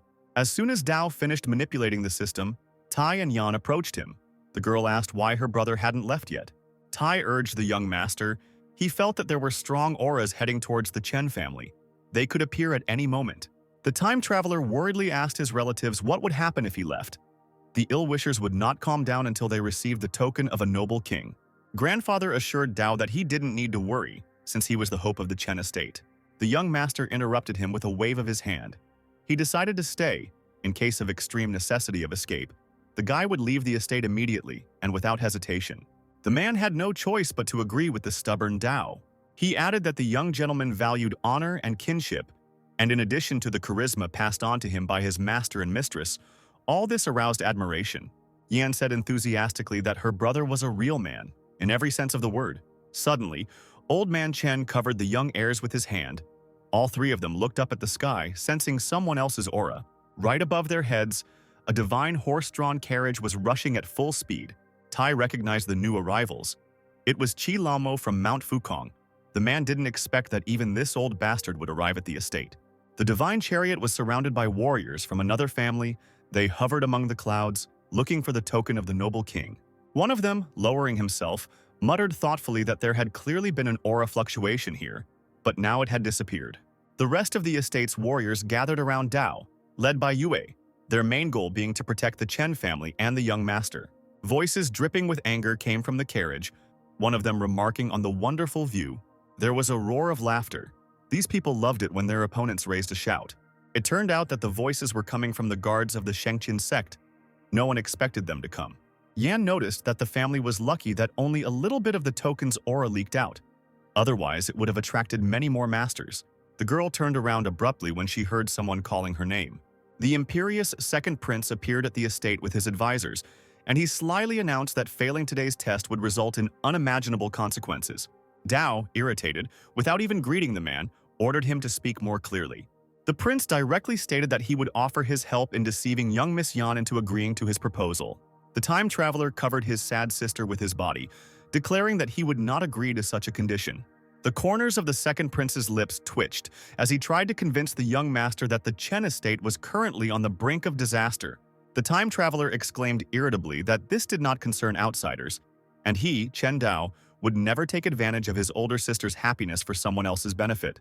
The interlocutor, feigning disappointment, threw up his hands, saying that Dao was putting him in a difficult position, since he only wanted to prove his sincerity to Madame Yan. In the cave, Yue Wu's father could sense the aura of the strangers at the Chen Manor. It was clear as day that after so many years, it wasn't just him who was yearning to obtain the noble king's token. He leaned on his hand and rose heavily from the ground, ordering the princess standing opposite him to get ready to go and deal with this trash and get the token. The girl suggested waiting until they killed each other and only then attack, since her father was seriously wounded for a big battle with unworthy opponents. The man exhaled and sat back down, agreeing that the noble king's token was already in his hands. There was no need to rush. Yue Wu said that she would go to the Chen Manor and spy on the enemies to pass the information to her father. The old man, looking through the princess with sick eyes, allowed her to go, saying that he would wait for the report. The woman clasped her hands in a respectful gesture and bowed. Meanwhile, strangers were arriving from the sky at the Chen estate, demanding the token of a noble king, threatening to wipe the family off the face of the earth.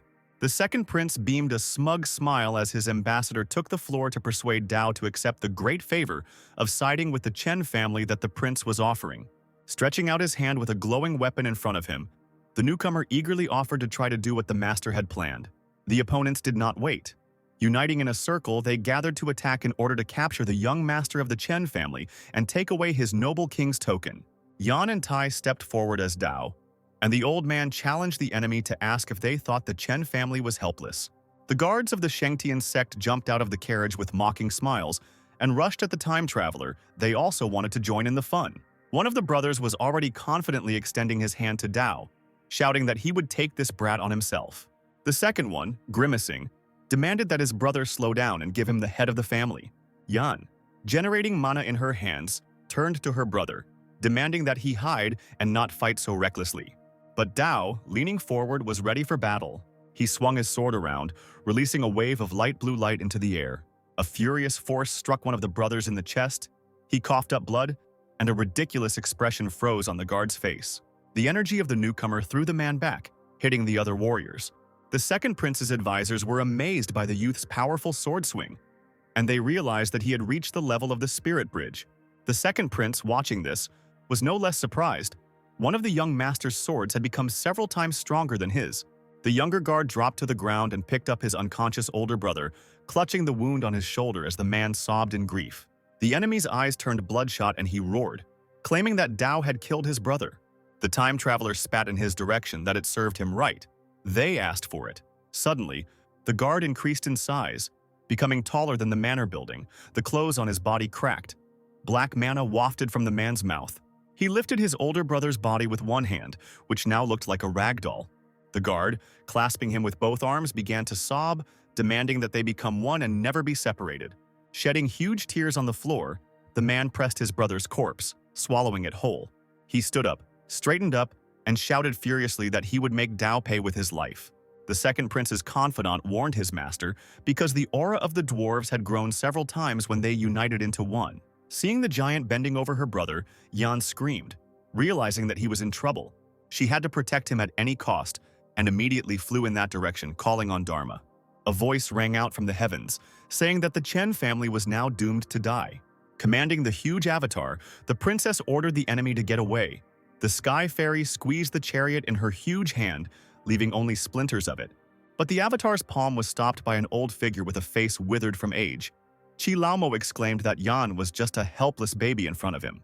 The girl screamed furiously, threatening the old man with the destruction of his Fukong mountain if he dared to hinder her any further. Laomo shook his gray hair and fixed his pitch-black eyes on Yan. He would immediately obtain the noble king's token. At the same time, the maddened guard of the Shengtian sect stretched out his huge hands towards Dao, demanding the return of his elder brother. Yu and the Chen family warriors rushed straight towards him to protect the young master. Closing his eyes, the junior guard ran at the men, knocking them down with his fist like bowling pins. The time traveler did not stand aside. He immediately ordered the system to increase his swordsmanship by 50 years. Although he had already mastered this sword technique, it remained to be seen whether the young man could further increase the weapon's power. At the moment when the guard almost grabbed him, Dao realized that he had succeeded.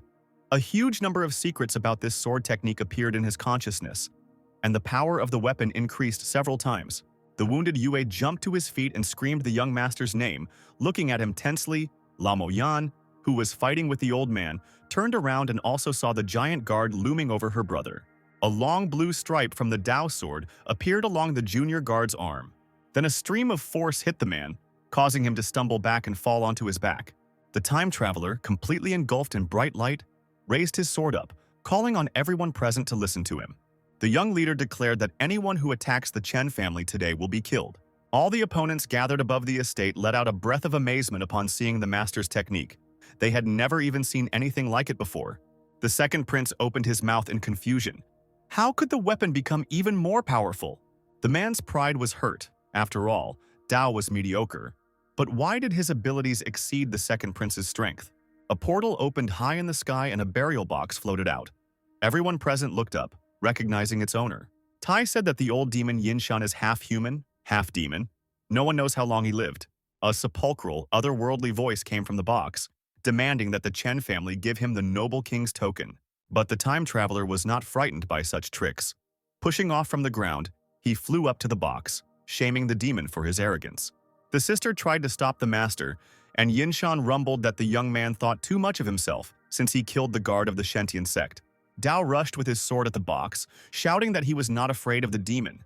The moment the metal touched Yinshan's abode, a bright explosion was heard. The young master flew to the side, not expecting that this enemy was beyond his strength. Gritting his teeth, the boy acknowledged the demon's power. The coffin opened, and the bloodless hand of the enemy appeared from there. And then the whole half-rotted body wrapped in ribbons. The dead man had not left his shelter for 2 years, but now, finally, he would come out to fight. The strangers froze in midair, not daring to approach Dao now. They had heard about the guy as a scumbag, incapable of cultivation. It was worth taking a look at what he could show. Princess Yue and her advisor also arrived at the estate, and now they too were watching what was happening in the sky. The woman's confidant growled softly, realizing that Dao truly had power. Moreover, he hid it so carefully and deeply, it is not surprising that the guy managed to deceive even the princess. The demon bared its teeth, revealing a row of sharp teeth, and pushed off from its tomb to pounce on Chief Chen. Immediately, the avatar of Yan blocked his path, spreading her long arms out on both sides. The elder sister shielded her brother, controlling the Dharma and creating a spell in her palms. Yinshan creaked that in another 10 years, even he wouldn't be able to resist the girl, but for now she was still too weak. A long, purple glowing dagger appeared in his bloody hand. Swinging his arm, the demon began to fall down like a stone, intending to cut the spell. He succeeded, the sharp, magical steel piercing the avatar's chest. Dharma bound. Yan recoiled, thick blood spurting out from her mouth. Seeing his sister lose consciousness and fall, Dao immediately broke away from the fight, screaming desperately. The second prince rushed towards the girl, no less worried. He managed to pick up the young lady in his arms, asking if everything was okay with her. The powerful demon Qi caused even the heavenly fairy, Dharma Yan, to crumble into pieces. Laomo took advantage of Dao's distraction and jumped on him, holding the blade high above his head. He had been honing the weapon for over 100 years to deflect the blows of gods and Buddhas. This time, Tai came between them, deciding to sacrifice himself for the sake of the young master. The demon's blade struck the old man, blood spurted from his mouth and chest. The man lost his balance and began to give in to the laughter of his opponent. Seeing Tai hit his head on the hard ground, Dao cried out in pain. He gritted his teeth, knowing that he had no right to surrender to this group of thieves.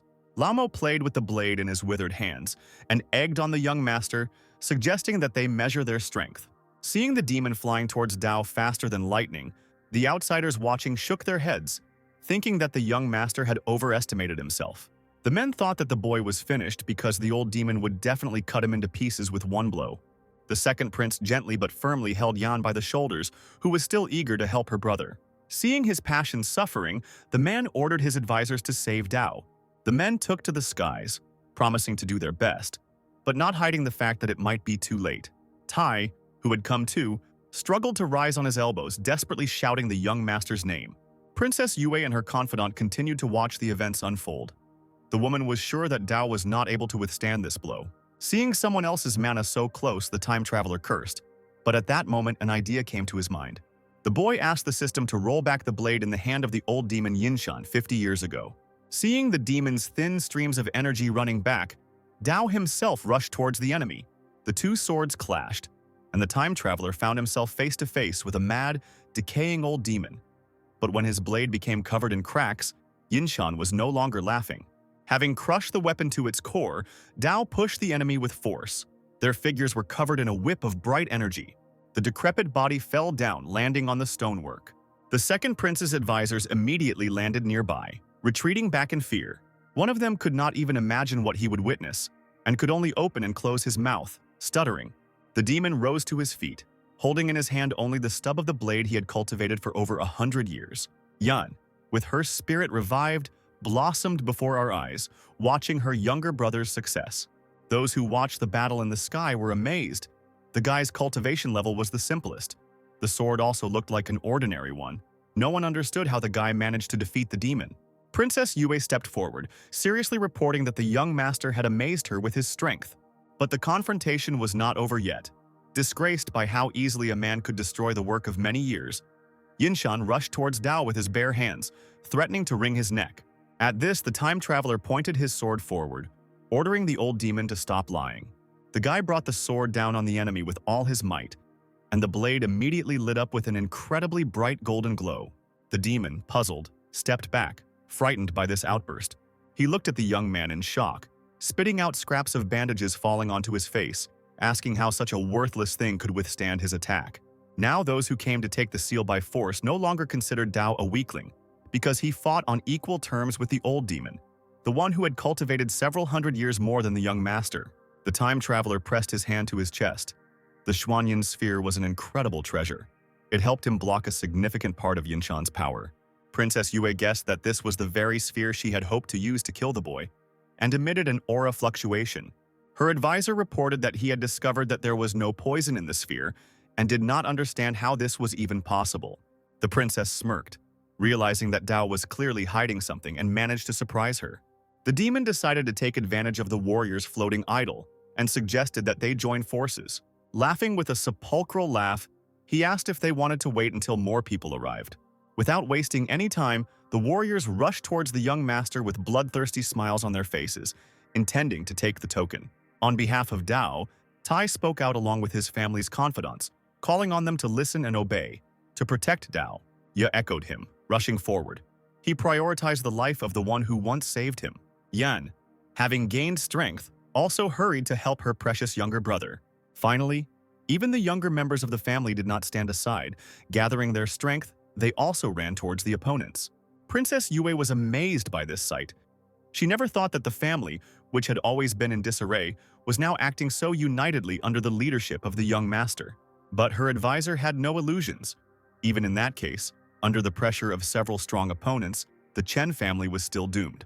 Dao selflessly defended himself and the noble king's token from annoying thieves. Despite his fatigue, he swung his sharp blade, hitting the target straight. However, the time traveler missed the moment when the vile warrior came up from behind and struck him in the back. He barely managed to dodge someone else's fist, which only slightly grazed him. Dao landed among a pile of fallen enemies. Leaning on his hand and breathing heavily, Tai saw that the situation was extremely dire and wanted to let the young master retreat to hold off the warriors himself. A group of strangers led by the demon, Yinshan grinned bravely, demanding that they hand over the token, in exchange for which they promised to kill the family all at once. Dao stood up, leaning on his sword and holding his wounded shoulder. He spat out blood and cursed. Yan turned to him and shouted, ordering him to leave. Tai asked to break the jade tablet and hurry to the Wu Academy. The battered warriors of the estate rose heavily from the ground, gritting their teeth. They also wished for Dao to leave, promising that they would help stop the enemies. The time traveler, still leaning on his sword, straightened up and looked around at his henchmen. Everywhere there were screams and sounds of battle. The warriors were throwing away those who could no longer stand up, only clinging to their legs. Dao's henchmen, unable to rise, simply grabbed the stranger's leg. The boy screamed hysterically, begging the young master to run away. The next moment, a heavy boot hit him in the chest and he fell to the ground, spitting out blood.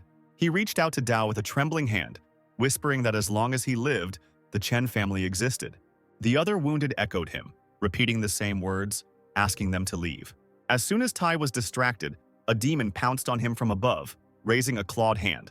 With a powerful blow, he threw the old man far back, his mana spreading across the entire courtyard like a purple haze. Tai, lying on his back, looking the newcomer in the eyes, begged him to stop hesitating and run. Dao cursed, realizing that he was still too weak, his body trembling incessantly. He exhaled heavily and took out the noble king's token. The opponents all suddenly perked up, feeling the incredibly powerful mana, and an order was heard to grab Dao to take the trophy. The old man, having pulled himself together, could not believe that the young gentleman had shown the token to the enemies. Dao raised the token in front of him, offering it in exchange for the lives of all the Chen family members. A bright golden light emanated from the thing. People approached Dao like wild animals, and the guy believed that the token was not as important as human lives. The entire Chen family rallied around the young master. Those who could stand supported their wounded comrades, looking at their master with tears in their eyes. Opponents gathered in a row in front of the newcomer, demanding that he first hand over the noble king's token.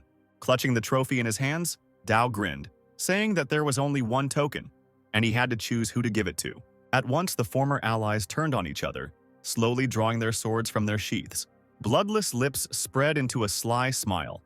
Yinshan extended his hand towards the artifact, promising to bury anyone who disputed his right to ownership. Liomo didn't support this idea, saying that the old demon was too arrogant. With so many cultivators here, he wouldn't be able to bury everyone. Now, Yinshan was left alone with many cultivators who decided to go against the vile demon. Someone from the crowd shouted out that even a young master managed to break the blade of such a decrepit old man. Yinshan laughed hysterically and rushed at the offender who dared to mock him. He approached faster and faster, threatening to tear everyone here to pieces. Long bandaged limbs moved like windmills, and the grinning demon tore at human flesh with sharp claws. The Chen family watched this confrontation. Tai praised the young master for his intelligence and sharp mind, as this trick would exhaust the enemy's strength. A soft tread and a familiar female voice distracted Dao. Turning around, he saw Princess Yue along with her faithful companion. Clutching the token in his palm, the guy took it aside, greeting the woman, then asked if she also wanted to fight for the artifact. She crossed her arms over her chest and dropped her deceit, replying that the young master would not believe it if he heard that she was not interested in the token. The time traveler repeated her pose and shook his head, agreeing with the assumption. Smiling, Yue suddenly suggested that the guy make a deal right now. This proposal made Dao smirk. Was it not enough for the princess what he had already done? The woman suddenly frowned, her eyebrows drew together, and anger surged through her to the tips of her fingers, causing her to tremble. The princess's advisor could no longer treat the lady in such a way, shouting that the guy was clearly tired of living since, in such a situation, he dared to anger her. Having regained her composure, still frowning, Yue Wu asked Dao if he really thought that this method would be enough for the enemies to kill each other. To her surprise, the young master admitted that it wouldn't work entirely. The princess added that these people, although stupid, were not fools, and would not continue this senseless battle for long. All that Dao got was a temporary respite, but it was not a solution to the global problem. The traveler looked thoughtful and asked if the princess was offering her help in this. The woman nodded, confirming his suspicions. Then the guy briefly demanded to tell him his plan. After some time of explaining, Yue asked what the young master thought about it.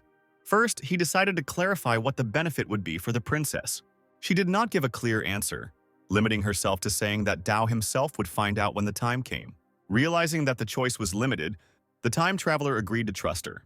Yue voiced his thoughts, directly saying that in the absence of a choice, her help was the only hope for victory. Meanwhile, Laomo spoke up from Mount Fukong, calling on his newfound troop to listen to him, as they would achieve nothing if they continued to kill each other. The old man suggested that we first get the noble king's token, and then think about who would get it. There were shouts of approval and calls to listen to Laomo. The mass brawl was only good for the Chen family. The cunning demon approached Dao with his hand outstretched, demanding that he hand over the noble king's token.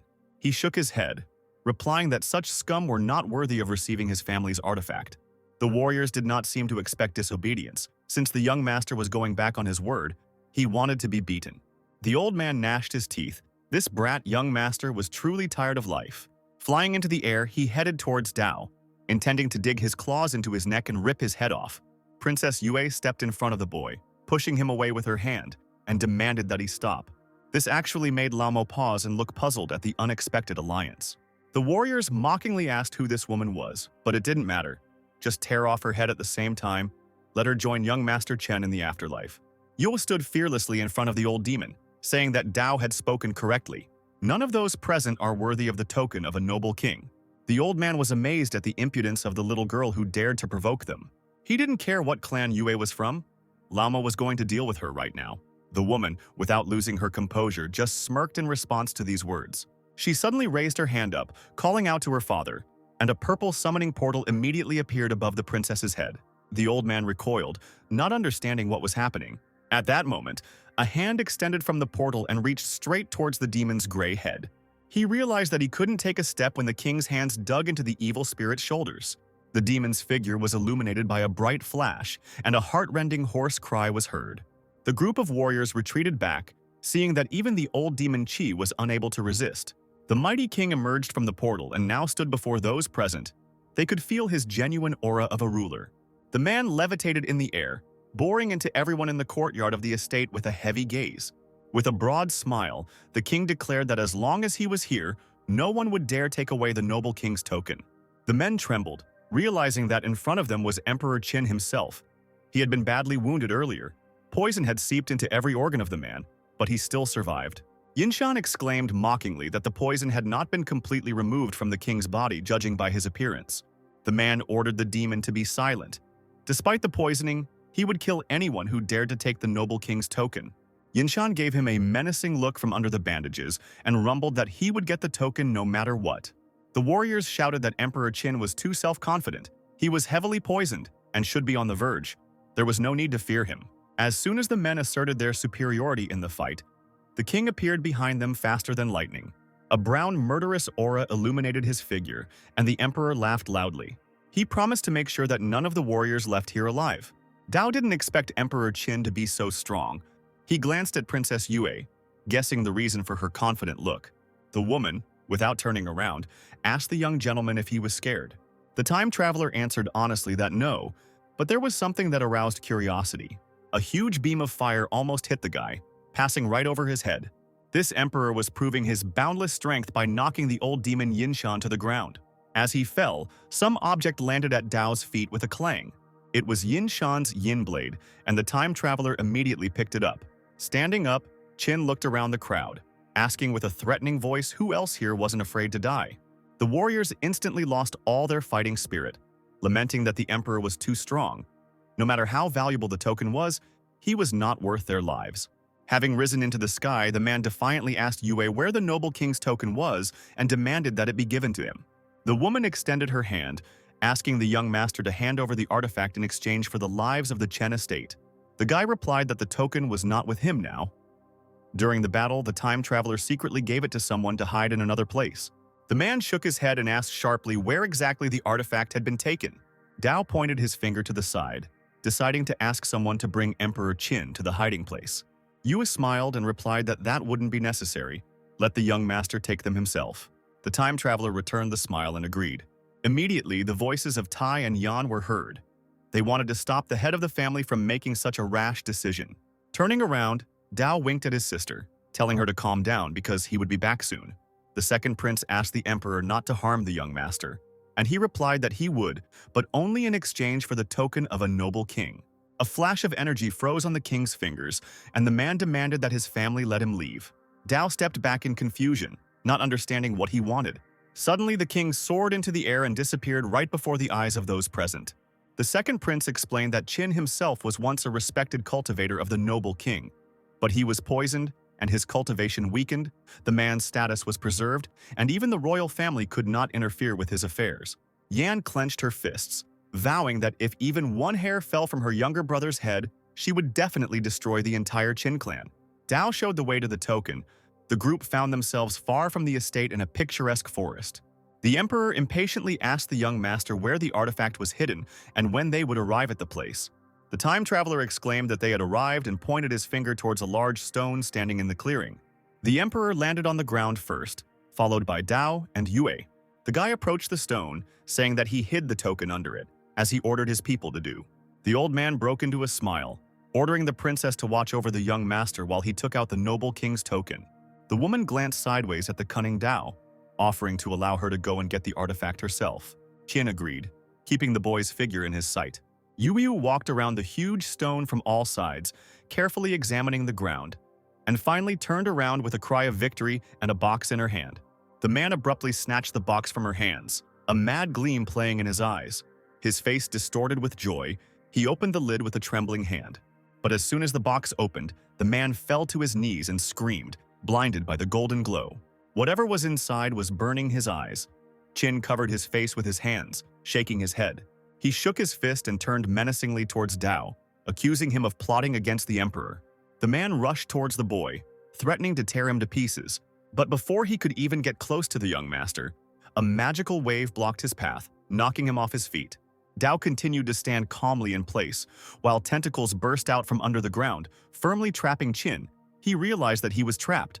The man clenched his teeth in rage, hysterically asking how the young man dared to do such a thing. The tentacles firmly bound the emperor's hands and fixed them. He screamed that even such magic could not stop him. What Qin certainly didn't expect was a powerful blow from behind, causing the man to arch his back and let out a cry of pain. Leaving her father clutching his chest, Yue walked around him as if he was nothing more than trash in her path. Looking at the man's shocked face, Dao mentally admired Yue Wu. She had calculated every step and deeply hid her true intentions. Qin's eyes were bloodshot, but his face was frozen in an expression of disappointment, resentment, and incomprehension as he asked Yue with dry lips why she did this. He appealed to the princess's duty as his daughter, who had betrayed her emperor.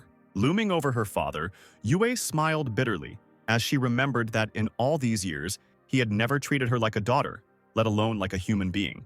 The princess angrily shouted that she had been a tool all these years, working for the emperor, and in cases of failure, her father did not think of her as a family member.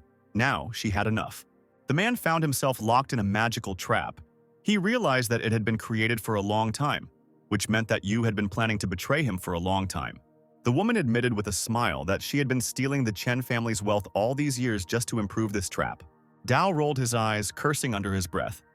After all, the Chen family was not directly involved in this adventure. The golden chains bound the man's entire body and clanged loudly as he rose. Yue was born from his flesh and blood, and her life belonged to him. The treatment of his daughter was only his right. The man glared at the princess, saying that she dared to betray him, and that this was the worst mistake a woman could make. To this, Yue Wu firmly replied that Qin was not worthy of being her father. The woman screamed with pain in her voice that the emperor had ceased to be her father by abandoning her mother, so the princess had not only betrayed, but would also kill her own parent. Dao thought about it. He didn't know that Yue had such a tragic childhood.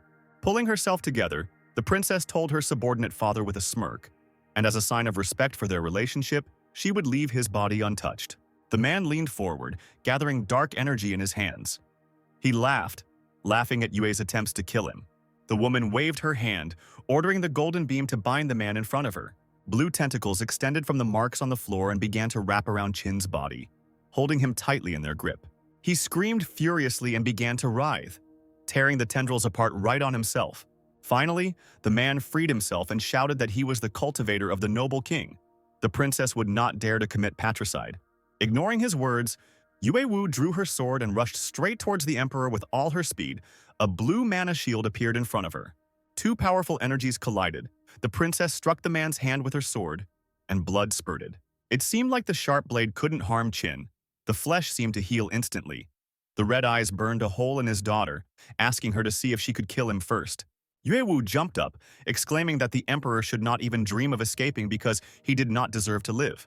She slashed Qin's throat, commanding the golden beam to kill him. The man laughed madly as the blue tentacles once again wrapped around his entire body, and Yue had no idea he had already broken free. He suddenly fell silent, and after a few seconds promised his daughter that he would send her to meet her mother. Straightening up, Qin broke the bonds once again, despite the poison inside his organs. Yue clenched her teeth, trying to regain her balance. She knew the power of true kings, even if they were on the verge of death. She backed up and approached Dao, begging him to fight together. Otherwise, none of them would survive if the emperor escaped. The time traveler raised his sword, exhaling heavily. It seemed that this was the only option. Trying to fight off the annoying tentacles, Qin raised his hands above his head, intending to attack his own daughter and accomplice. But together their strength prevailed. Yu allowed herself to let out a victorious cry. She didn't expect that the young master had become so strong. The emperor was shocked, but he stood his ground. Noble kings are not creatures that can be humiliated. Although the cage continued to hold the king, he struggled furiously, but the man's mana was not so weak. The princess ordered the guy to restrain Qin. Otherwise, he would escape and they would be in big trouble. Just as she was distracted enough to talk to Dao, her father managed to reach his daughter and punch her in the chest, ordering her to get away. The woman fell face down on the ground, momentarily unconscious from the searing pain. Now Dao was left alone with the enemy. He squeezed the sword in his hand with force, thinking how to get closer to Qin. The man motioned for the boy to come over, shouting that he was probably scared to death. The emperor's red eyes glowed madly as he rushed towards young Master Chen with his bare hands, promising to cut his head off his shoulders. Suddenly, Qin froze in shock as he saw strange streams of purple magic appearing out of nowhere. Dao took advantage of the man's hesitation without hesitation and brought down his sword along with stunning mana on him. The emperor was thrown to the side by the blow, and Yue, wiping the blood from her lip, looked at Dao in surprise, not believing that he had managed to inflict such damage on her father. The time traveler was glad that he took this yin blade and, with the help of the system, returned it to its original state, because the demon had been sharpening it for more than 100 years, and the power of the weapon is on a completely different level. The princess recognized the yin blade of the old demon Yinshan. She remembered that it was broken before. Thick black blood flowed out of Qin's mouth. The blade energy accumulated over so many years, causing his wounds to open up. Now the emperor was attacked by two warriors. Dao offered Yue the chance to finish off Qin, but as soon as they approached the man, they realized that he was already at the limit of his strength. The emperor wheezed that he was not going to die so easily and fell to the ground. Dao chuckled, realizing that they had won, and the princess looked at her father's body in confusion. Suddenly, the emperor was engulfed in a bright blue magical fire, causing the young men to recoil. The time traveler asked the woman what was going on. She replied that the poison had long since seeped into Qin's bones and was only held back by the cultivation of the noble king. Now that he was dead, his body was absorbing the poison. After some time, the poisonous fire died out, and in place of the corpse there was a tattered, rolled-up scroll. Dao pointed his finger at it, noticing the treasure. Yue guessed that it was something like a map. The emperor took it out to study, but most of the writing had already been erased. The woman picked up the map and handed it to Dao as a token of gratitude for his help in killing the king. Dao was not without reason surprised by the princess's generosity. However, the guy decided to accept the gift and not neglect Yue's beneficence. While he was putting the scroll in his inside pocket, the woman asked what had happened to the blade, why it was whole again. The young gentleman smiled mischievously, saying that it was a secret. He waved his hand at the princess, announcing that he was leaving. But the woman couldn't just let the guy go and called him by name. Turning around, he asked if there was anything else they needed to discuss. The princess, with a smile on her pretty face, extended her hand, saying that it was a pleasure to work with Dao. At that moment, a multitude of blue tentacles burst out of the ground, the same ones that were holding back the emperor. Finding himself in a vice, the time traveler cried out indignantly, demanding an explanation. The princess activated the magic circle and silently looked at the Dao floating in the air. You noticed that the guy had changed. If he revealed his secret, he could die quickly. The time traveler chuckled, saying that the woman was too evil, and changed his choice as if turning the pages of a book. Yu remained silent, raising her sword. Pointing it at the young master, the woman dispassionately announced the destruction of anyone who did not agree with her plans. Even now, while immobilized, Dao asked Yue with a smirk if she was sure she could kill him. Yue believed this. After all, Dao was not her father, not a cultivator of the noble king. This trap was more than enough to deal with him. She slowly walked towards young Master Chen, giving him one last chance to tell his secret. Dao strained with all his might, trying to tear the long, strong shoots off himself. Realizing that the guy would continue to remain silent, Yu decided not to waste time on him and rushed forward with a furious scream. Dao froze and immediately called upon the faithful system for help. With its help, the time traveler managed to break the bonds and rise upward, swinging his blade. Approaching the princess, he slashed her across the stomach, causing a purple pillar of mana to burst out. The old demon's cultivation remained in the blade, which is why it possessed incredible strength. The woman lost her balance and fell on her back, screaming that it was absolutely impossible. She hit the ground, her eyes wide, not understanding what had just happened. Dao grinned and flew up to her. He would tell her everything, just cut down the traitor. The princess jumped to her feet, deftly jumping over the purple streak coming from another blade attack. After making sure that it had dissipated, the woman sank to the ground, calling for the young master. Smiling grimly, she suggested that the guy live peacefully since he did not die. It could be considered that no harm was done. Dao did not believe a single word the liar said and vowed to kill her the next time he saw her. The woman asked if it was really necessary to do this, since it was always necessary to have an ally by your side, especially since the young master had liked her before. Instead of answering, the time traveler again tried to slash the princess across the neck, but she barely dodged. Dodging, her lips stretched into a smile, Yue playfully called Dao a rude person. The woman jumped up and flew into the sky, shouting that she was in a great mood today and had no desire to quarrel. Sometime later, Dao returned to the Chen estate, where he was already joyfully welcomed. Tai bowed, grateful to the young master for the family's victory. Yan ran to her brother, exclaiming that since the noble king's token had been discovered, he could no longer remain in the estate for long. Suddenly, the sky turned gray and split open, and a huge golden hand appeared from there. Those present froze in fear, trying to comprehend what was happening. The old man knew that this was a true cultivator of the noble king, and now he decided to attack them. Yan and Tai tried to protect the young master and ordered him to flee. Meanwhile, the hand continued to reach out, and under its pressure, the stone floor of the estate collapsed. Even the warriors of the family felt it, falling to their knees, blood spurting from their mouths. Yan screamed again, calling for her younger brother to escape. Dao looked at the token in his hand. Was there nothing he could do to stop this? The guy squeezed the artifact in his palm with all his might and cursed foully from impotence. Tai fearlessly stepped right under the palm, gathering all his strength together. He exclaimed that he would put all his strength on the line and would not pay attention to the origin of the enemy. The circle from which the palm extended lit up with a bloody light, and the owner of the hand reached out to the old man. Dao couldn't watch them risk their lives for him and immediately ran up to his grandfather. The older sister overtook him, protecting him. She again ordered her brother to run so that the family's sacrifices would not be in vain. The time traveler, looking at the huge enemy, screamed in horror. The owner of the palm, knocking Yan off her feet with his pressure, rumbled that she was overestimating her strength. The girl fell to the ground, struck by the heavenly blow and sobbed loudly. The voice laughed, praising the resilience of the little doll, who managed to survive the blow of the noble king. Yan cursed. She was disgusted to hear these words. She had to buy enough time for her younger brother to escape. The second prince, running to the epicenter of events, dumbfoundedly called out to Yan. Dao turned around and noticed the second prince standing nearby. He demanded with all his might that the man save his sister, so that he might think that he had done a service to the young master. The second prince replied sarcastically that Dao must value him very highly to have him deal with a cultivator of a noble king. The time traveler shook his head, replying that the prince would not be here if he could not. Crossing his arms over his chest, the man replied that it didn't matter. He would accept the request, since he was going to protect Yan anyway.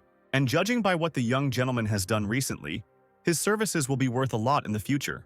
The second prince tried to resolve the issue diplomatically, and respectfully asked the esteemed noble elder king to introduce himself and show his face. The answer was a dismissive cry, ordering the second prince to mind his own business, and a hand came down with force on the warriors, scattering them to the sides. Innocent bodies lay on the broken stones, and a voice boomed, ordering them to get away. This made the second prince extremely angry, and he began to create a strong magical barrier in his hands to protect the remaining survivors. A golden bell rose into the air. The man commanded the golden beam barrier to open. A golden, tangible bell spread out above him, his advisors, and Yan, protecting them from the Elder King. The hand fell right next to the protective bell, destroying the earth again. Dao made a difficult decision. After examining the area, he decided to leave the estate. The time traveler squeezed the seal in his hand, and his figure began to slowly dissipate into the air. The Elder King began to destroy everything around him again in anger after seeing the escape of the young master. The heavens opened up again and swallowed the huge limb, a voice warning Dao that it would not escape. The older sister rose to her feet, standing in the middle of the ruined estate. With tears in her eyes, she was forced to admit that the Chen family had been destroyed in the end anyway. The second prince exclaimed that they simply could not stay here any longer. The girl clenched her teeth, promising that she would definitely get retribution for this pain. Gathering her strength, Yan wandered off somewhere, leaving behind the puzzled second prince. Min, standing on a hill in the distance, watched as the majestic estate turned into ruins. He gloated because the Chen family was destroyed. The Dao deserved it for killing his father. As he walked down the stairs, the young man crossed his arms behind his back, preparing to report everything to Wu Academy. What happened did not escape the sensitive gaze of Princess Yue and her advisor. She wondered out loud, who was the noble king who attacked the family? Wasn't he afraid that the two noble cultivators would take revenge? The advisor assumed that the king must have known about the disappearance of the lord and the master, because if he had been sure of the opposite, he would never have attacked the estate. The woman raised an eyebrow and acknowledged that her confidant was right. The advisor reported the message from the demonic sect. They were pleased with the assassination of the emperor and offered Yue a chance to become a heavenly demon. They also sent a jade pendant to the Wu Academy. The woman looked defiantly into the distance, peering at the ruins of the estate. The princess proudly exclaimed that her ambitions were not limited to the area, since she had the opportunity to become a heavenly demon, and she had no intention of going to the academy at all. Meanwhile, Dao materialized on the territory of the Wu Academy. The time traveler deftly landed on the stone floor of the territory. An incredible sadness filled his heart as the young master once again recalled the death of grandfather Tai and the rest of the Chen family. Dao's heavy thoughts were interrupted by someone's mocking voice from the side. Three young guys led by a strong man pointed their fingers at him, but the time traveler seemed not to even see them as he descended the stairs of the platform. A dark aura engulfed his body. Bitterness turned into rage. The guy was ready to destroy the noble king right now and take revenge on him. Brother Scar blocked his path, hanging over him and flexing his muscles, ordering him to stay put. These words dispelled Dao's thoughts, and the traveler, as if he had just noticed the strangers, stopped dead in his tracks. They grinned and asked if he was new to the academy, and that those like him should be taught the rules of this place. Dao was surprised and asked what other rules there were. Scar pointed his thumb at himself, indicating that the newbie just needed to listen to him. A group of other guys passing by noticed that Scar was bullying the newbies again. His older sister was a level 9 disciple in Huangwu Academy, and no one dared to stand up to her brother. Raising an eyebrow, Dao lazily asked how he could obey. Scar's cur, standing behind him, immediately called Dao an idiot and ordered him to hand over the most valuable thing he currently had on him. With a heavy sigh, the time traveler walked past, brushing against the rude man with his shoulder. His eyes lit up with indignation. He grabbed the student, intending to teach him a lesson. Without stopping, Dao grabbed the opponent's arm and twisted it. The guy screamed shrilly in pain. Having let go of the guy, the young gentleman went on. The same one shouted that the new guy had broken his arm and begged Scar to kill the impudent fellow. Scar clenched his fists and looked mockingly at Dao, who was the second person in many years to dare to oppose him. The disciple enthusiastically walked towards the newcomer, intending to teach him the rules of the Wu Academy. But the time traveler didn't want to waste precious time on the boor, so he turned around and sharply kicked him in the chest. Straightening his leg, the young master sent Scar flying for a long time, his body raising a pile of dust. The stunned students talked among themselves, discussing the newcomer's incredible and unexpected strength. A magic blade appeared in Scar's hands, and he called on his friends to deal with the impudent stranger. To their great regret, things didn't turn out quite as planned, and after some time the beaten trio were on their knees, apologizing to their brother. A crowd of onlookers had already gathered around Dao and the gang. Everyone was amazed that this was the first time in a long time that Scar had been beaten so brutally. The time traveler grinned, looming over the boy who dared to attack him, being so weak. Scar blushed, replying that it wasn't because he was weak, but because his brother was too strong. Dao shook his head and extended his hand, demanding that something be given to him. The boys looked at each other in surprise, innocently asking what exactly their brother needed. The devilish laughter of the young gentleman was heard over the academy square. Following the established rules, he demanded that everything valuable that the gang had be given up. A few minutes later, the guy was leaving, waving his hand at the naked bandits, who were complaining that their brother hadn't even left them any clothes. And yet, compared to him, they were good guys. The time traveler turned around cheerfully, asking who was the first to dare to speak out against such students. Scar laughed and replied that it was the famous lady Chen Su-yan. The young gentleman blossomed upon hearing his sister's name, and he had no doubt that it was she. Immediately forgetting about the bullies, Dao thought hard about how to become strong to avenge Grandfather Tai and the entire Chen family. Someone loudly reminded the newcomers to head to the square immediately to get their identification badge. Scar's friend touched him on the shoulder, asking worriedly if they were going to let things slide. The boy growled, shaking his head. He had been greatly humiliated today. The beaten bully realized that it was time to find his sister. Finally, all the newcomers lined up in several rows to receive their tokens. Just as Dao was about to stand in line, someone's plump hand touched his shoulder. Turning around, he saw a plump, good-natured student with a bag on his back, who asked if the guy would help him carry his things. The time traveler asked with an indifferent look what benefit he would get from this. The stranger had an answer and held out several stones in his palm, offering to pay with them. The young master stared at the middle-class spiritual stones. For this disciple to give them away so easily, he must be very rich. The stranger took the intense gaze for doubt and gasped, suggesting that this was not enough. Several more spiritual stones instantly appeared on the palm of his hand, and the guy offered to double the reward. Dao swallowed hard and grabbed the edge of the bag, exclaiming that this was enough. With one jerk, he threw the huge bag over his shoulders, surprising the student, who immediately offered him his patronage. He beat his chest and declared that it was not easy for newcomers to the Wu Academy, and this acquaintance would be a great fortune for the student. The guy also quickly introduced himself. His name was Lin Hu. Without even looking at his new acquaintance, the newcomer briefly stated his name. The academy administration handed the boys tokens, ordering them to keep them carefully. The men said that they were a form of identification. Whether it was for accumulating merit or exchanging pills, the tokens had many uses in the academy. After accepting the item, Dao thanked the staff with a smile. Just as he was about to leave, a female voice was heard calling him to wait. The men immediately bowed deeply and greeted elder sister Chu Yun. The newcomers in line began to whisper among themselves, discussing Sister Yun's beauty, but the others advised them to be quiet, since the girl ranks third among the geniuses of Wu Academy. Yun looked closely at Dao, who stood in front of her, not knowing how to act. Hu whispered that senior sister Yun was a celebrity in the academy. It would be great if the newcomer got to know her better. To everyone's surprise, the girl smiled happily and personally greeted Dao, saying that she didn't expect him to appear at Wu Academy. The young gentleman's new acquaintance stared at his new acquaintance in bewilderment, not expecting him to be communicating with such a famous person. Dao bowed respectfully. They really hadn't seen each other for a long time. Yun turned to the men from the administration and asked to replace junior brother Dao's ID badge with a gold one. They looked at the girl with puzzlement, saying that the golden token could only be possessed by those whose strength was among the top 100 students. Yun insisted on her own, because her younger brother had sufficient qualifications. Moreover, she herself was ready to be his guarantor. The man hesitantly held out the gold token, shrugging his shoulders. Pulling himself together, he straightened up and said in an official tone that this token had more authority than a normal token. It also provided a discount on purchasing items in the Wu Academy. It needed to be protected. Dao accepted the gift, sincerely thanking elder sister Yun. The girl waved her hand, replying that it was nothing special.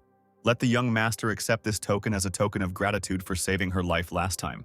Walking through the vast grounds of the Wu Academy, Hu eagerly asked his new acquaintance under what circumstances he met his older sister. Moreover, it seemed like the new guy had an incredibly good relationship with her. Dao shook his head, replying that they were not that close. He just helped the girl by chance. The guy sighed sadly. He was sad that he was also unlucky in life. Scar was just passing by, he still couldn't find his sister. The guy gritted his teeth. He really wanted to deal with the scum that had disgraced him. One of his gang fawningly babbled that his sister was third in the sextet, and as famous as Yun, the new guy would be in big trouble. Their friend asked them to speak more quietly, noticing a newcomer in the distance who was heading in their direction. Scar suddenly turned deep red and clutched his strong chest, a frightened expression frozen on his face. Hu, who had been telling Dao something animatedly before, fell silent and stopped when he saw the hooligans. He touched the newcomer on the shoulder with a trembling hand. When the time traveler turned around, Hu quietly asked him to walk more slowly. Dao was surprised. His new friend pointed his finger in the direction of Scar and his company. He told them the leader's name and that he specialized in robbing new students, and the boy was afraid that he and Dao could become targets. But the next moment, Hu put on a brave face, convincing the time traveler not to be afraid because he could settle everything peacefully. He swam up to the hooligans with an unctuous smile and greeted them sweetly, expressing his hope that Brother Scar would treat the newcomers well in the future. Ignoring him, Scar waved his hand at Dao, exclaiming that he was glad to meet his older brother. Hu's mouth dropped open in shock when he heard the new student being addressed in this way. The young master looked at the guys with a disdainful glance, ordering them to get lost. He didn't even want to see them. The gang of hooligans backed away and then, waving their arms, ran away smiling. Hu slowly turned to Dao and looked at him for a long time without taking his eyes off him. The time traveler felt awkward and asked why his friend was looking at him so strangely. Still not recovered from what had happened, the boy cautiously asked why Scar called Dao an older brother. The young master answered briefly and simply that he had beaten him, and continued on his way. Hu whispered the last phrase of his new acquaintance with his lips, standing in place. He ran up to Dao and started taking his bag from him, still smiling. Literally snatching his things from the time traveler's hands, Hu began babbling that he wouldn't let his friend Yun wear anything. He hit his chest and exclaimed with a smile that from now on Dao was his elder brother. The time traveler shrugged his shoulders and couldn't refuse. Finally, the young master received the long-awaited solitude. He entered the high-walled room and sat down on the floor in the lotus position. It was time to cultivate in a calm environment and raise his cultivation level. He remembered that earlier, when he ascended to the spiritual sea realm, the time system change interval increased to 50 years. But later in the spirit realm, this did not happen. Could the spiritual sea and spiritual bridge realms be one? The time traveler closed his eyes to concentrate on his own thoughts. He had previously read in the cultivation manual about the realms of the spiritual sea and spiritual bridge. They were once indeed one and the same. The boy stared at the wall in shock, realizing that if that was the case, then by breaking through to the next spirit fusion realm, the time interval of measuring time should increase. Dao took out the scroll he had received from Emperor Qin from his inner pocket and had to try to return it to its original position. The time traveler ordered the system to return the scroll's time by 50 years, and long waves of energy began to flow towards him. The scroll was newer, but still partially destroyed. It was probably very old. We need to try again. Breaking through to the next kingdom. There was a knock on the door, and without waiting for an answer, it was opened abruptly. It was Hu. He suggested that Dao go to the library tower to pick up some techniques. Putting the scroll back into his pocket, the young master stood up, saying that the evaluations of the techniques he learned from the Chen family were at a low level. Even with the experience of a 50-year-old master, they were not strong enough. He definitely needed to go to the library to pick out some high-end equipment. After walking a short distance, the friends stopped in front of the majestic building of the academy. Hu cheerfully told Dao what he heard. On the top floor of the academy tower, there are high-class heavenly-level techniques stored. I wonder if they will have a chance to see them. Suddenly, the guy's way was blocked by two not very friendly men, who asked the strangers to show their tokens. Hu frowned and silently handed over the previously issued token. The man checked it on some special device. Then he handed it to the student with a grin, concluding that the gray token had 0 points and that Hu currently did not have sufficient skills to enter the library tower. The student was surprised, but suddenly decided that the man did not need his token at all. In the outstretched plump palm lay several spiritual stones. The man pursed his lips as he looked at the bribe. Hu continued to say that his older brother had worked hard and deserved it. The employee coughed and took the stones, pretending to shake the student's hand. Hu didn't expect that he would only be allowed to choose one technique scroll from the second floor for himself upon entering. Smiling, the boy reached for the stones, asking his older brother to be more accommodating and give him a few more techniques. But he stopped the attempt, because a simple student had no right to bargain. The strict employee added that it would not be enough for the student to select more books of stones. Shrugging, Hu waved his hand towards the library, calling Brother Dao to follow him. But now, the hand of power has blocked the way for the time traveler. The man extended his hand, asking where the new boy's share was. Raising an eyebrow, the young gentleman simply replied that he had nothing. The employee frowned, exclaiming that the student did not dare say that he had nothing to offer. Hu smiled ingratiatingly, trying to divert attention to himself and give the guard what he asked for instead of Dao. But the time traveler covered his hand with his own, seriously addressing the man, asking what he was going to do if he didn't receive the bribe. The guard smirked and replied that he could beat up the student if he had nothing to give. Dao then roughly pushed the man away, shouting for him to get out of the way, and walked towards the entrance of the library. The guard roared that this was the first time he had seen such a cheeky new student after so many years of work. He raised his fist, exclaiming that Dao was asking for a beating and vilely prepared to strike him in the back. Without even turning around, the time traveler, with one precise and graceful movement of his leg, hit him in the face. As the guard lay on the floor, Hu stood frozen in place, his mouth opening and closing in shock at what he saw. The employee quickly rose from the floor, got on all fours, and cursed at Dao, who dared to hit him.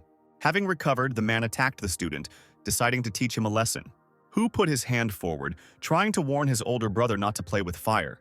But the time traveler, without saying a word, slapped the man with the edge of his palm so hard that he flew to the side. Hu followed the flying employee with his gaze, muttering something to himself. He turned to his older brother, saying that the tower guards were not that simple. He should be careful. The man, sitting on the floor, angrily shouted at Dao that he would not get away with this. Such noise could not help but attract other people's attention, and now other people were heading to the scene. 3 handsome men, clearly higher in rank than ordinary guards, loudly asked who dared to start a fight. The staff member pointed at Dao when he saw Cao's older brother and started complaining about the student, shouting that the brat was disobeying the rules and attacking them. The man addressed the newcomer dismissively, saying that his name was Chao Ming. The time traveler only asked what the big deal was. This shocked Min. He couldn't even find a way to respond to such rudeness. Hu whispered to Dao that this was the great Ming. He was one of the top 10 geniuses in the Wu Academy. His cultivation level was very high, the library tower was his territory, and his subordinates managed it. The men standing behind Ming called the boys idiots who should have fallen to their knees the moment they saw the cultivator. The time traveler answered languidly that he had never heard of such a thing. No one dared to forbid him to enter the library. These words seriously angered Ming and his entourage. Hu exclaimed that his elder brother should be more restrained, because Ming was a very unusual person. The men bared their teeth, deciding that it was time to teach the impudent students a lesson. They started to egg Mina on, calling for him to beat up the guys first, or even seriously injure them. The man smiled broadly, scratching his chin. He liked such ideas. Then he would drag the student to the square as an example to others. Then everyone will learn the consequences of disrespectful treatment of Min himself. Hu, approaching the cultivator, tried to settle everything verbally and not escalate the situation. The man, without even listening to him, hit the student in the face with all his might, and he fell to the floor. He shouted that no one would dare ask him to calm down. Frowning, the cultivator ordered everyone to step aside. Dao lifted Hu from the ground. Holding him by the shoulders, the time traveler asked if everything was okay with him. Almost crying, the student begged his older brother to leave while there was still a chance, because even Scar was no match for this man. Dao put his arm around his friend's shoulders, convincing him that he was confident in his abilities. The time traveler warmed up his knuckles until they cracked. Min was too self-confident to dare to hit his friend. The man shook all over with anger, not believing that someone dared to say such a thing to him. Pointing his finger at the guy, the cultivator ordered that his legs be broken and his mouth torn for such insolence. The man's accomplices stepped forward, flexing their fists, and convinced their older brother that they could easily deal with the student. Dao stood motionless, wondering who he should start with. The trio pounced on the guy from different sides, shouting at him not to resist and not to make things worse for himself. The time traveler knocked out Min's subordinate with one precise blow of his fist. The blow sent him sliding across the floor right to the feet of his boss. The cultivator shouted that the shameful pile of trash couldn't handle one impudent person. He had barely managed to do anything when a commanding female voice was heard from the sky, calling them to stop. A stern-looking woman in rich clothes smoothly descended to the ground, and everyone bowed before Elder Mao. The eyes of Ming's subordinates immediately sparkled as soon as they saw the beautiful elder. The cultivator himself bowed respectfully before her, briefly greeting her. He exclaimed that, being in charge of the library tower, they had encountered for the first time a newcomer who not only broke the rules, but also injured the tower guards. Mao turned to Dao, asking if this was true. The guy pointed at the men, saying that this was nonsense and that they were making fun of others by taking money from them.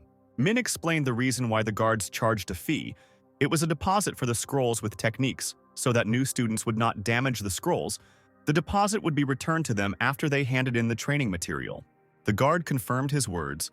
The students with gray tokens pay the deposit, and the newcomer who hit them was too arrogant, having only a gray token. Mine exclaimed that these newcomers were too undisciplined. They must learn the rules, otherwise there would be no law and order in the academy. Dao clicked his tongue, disapproving of the cultivator's words.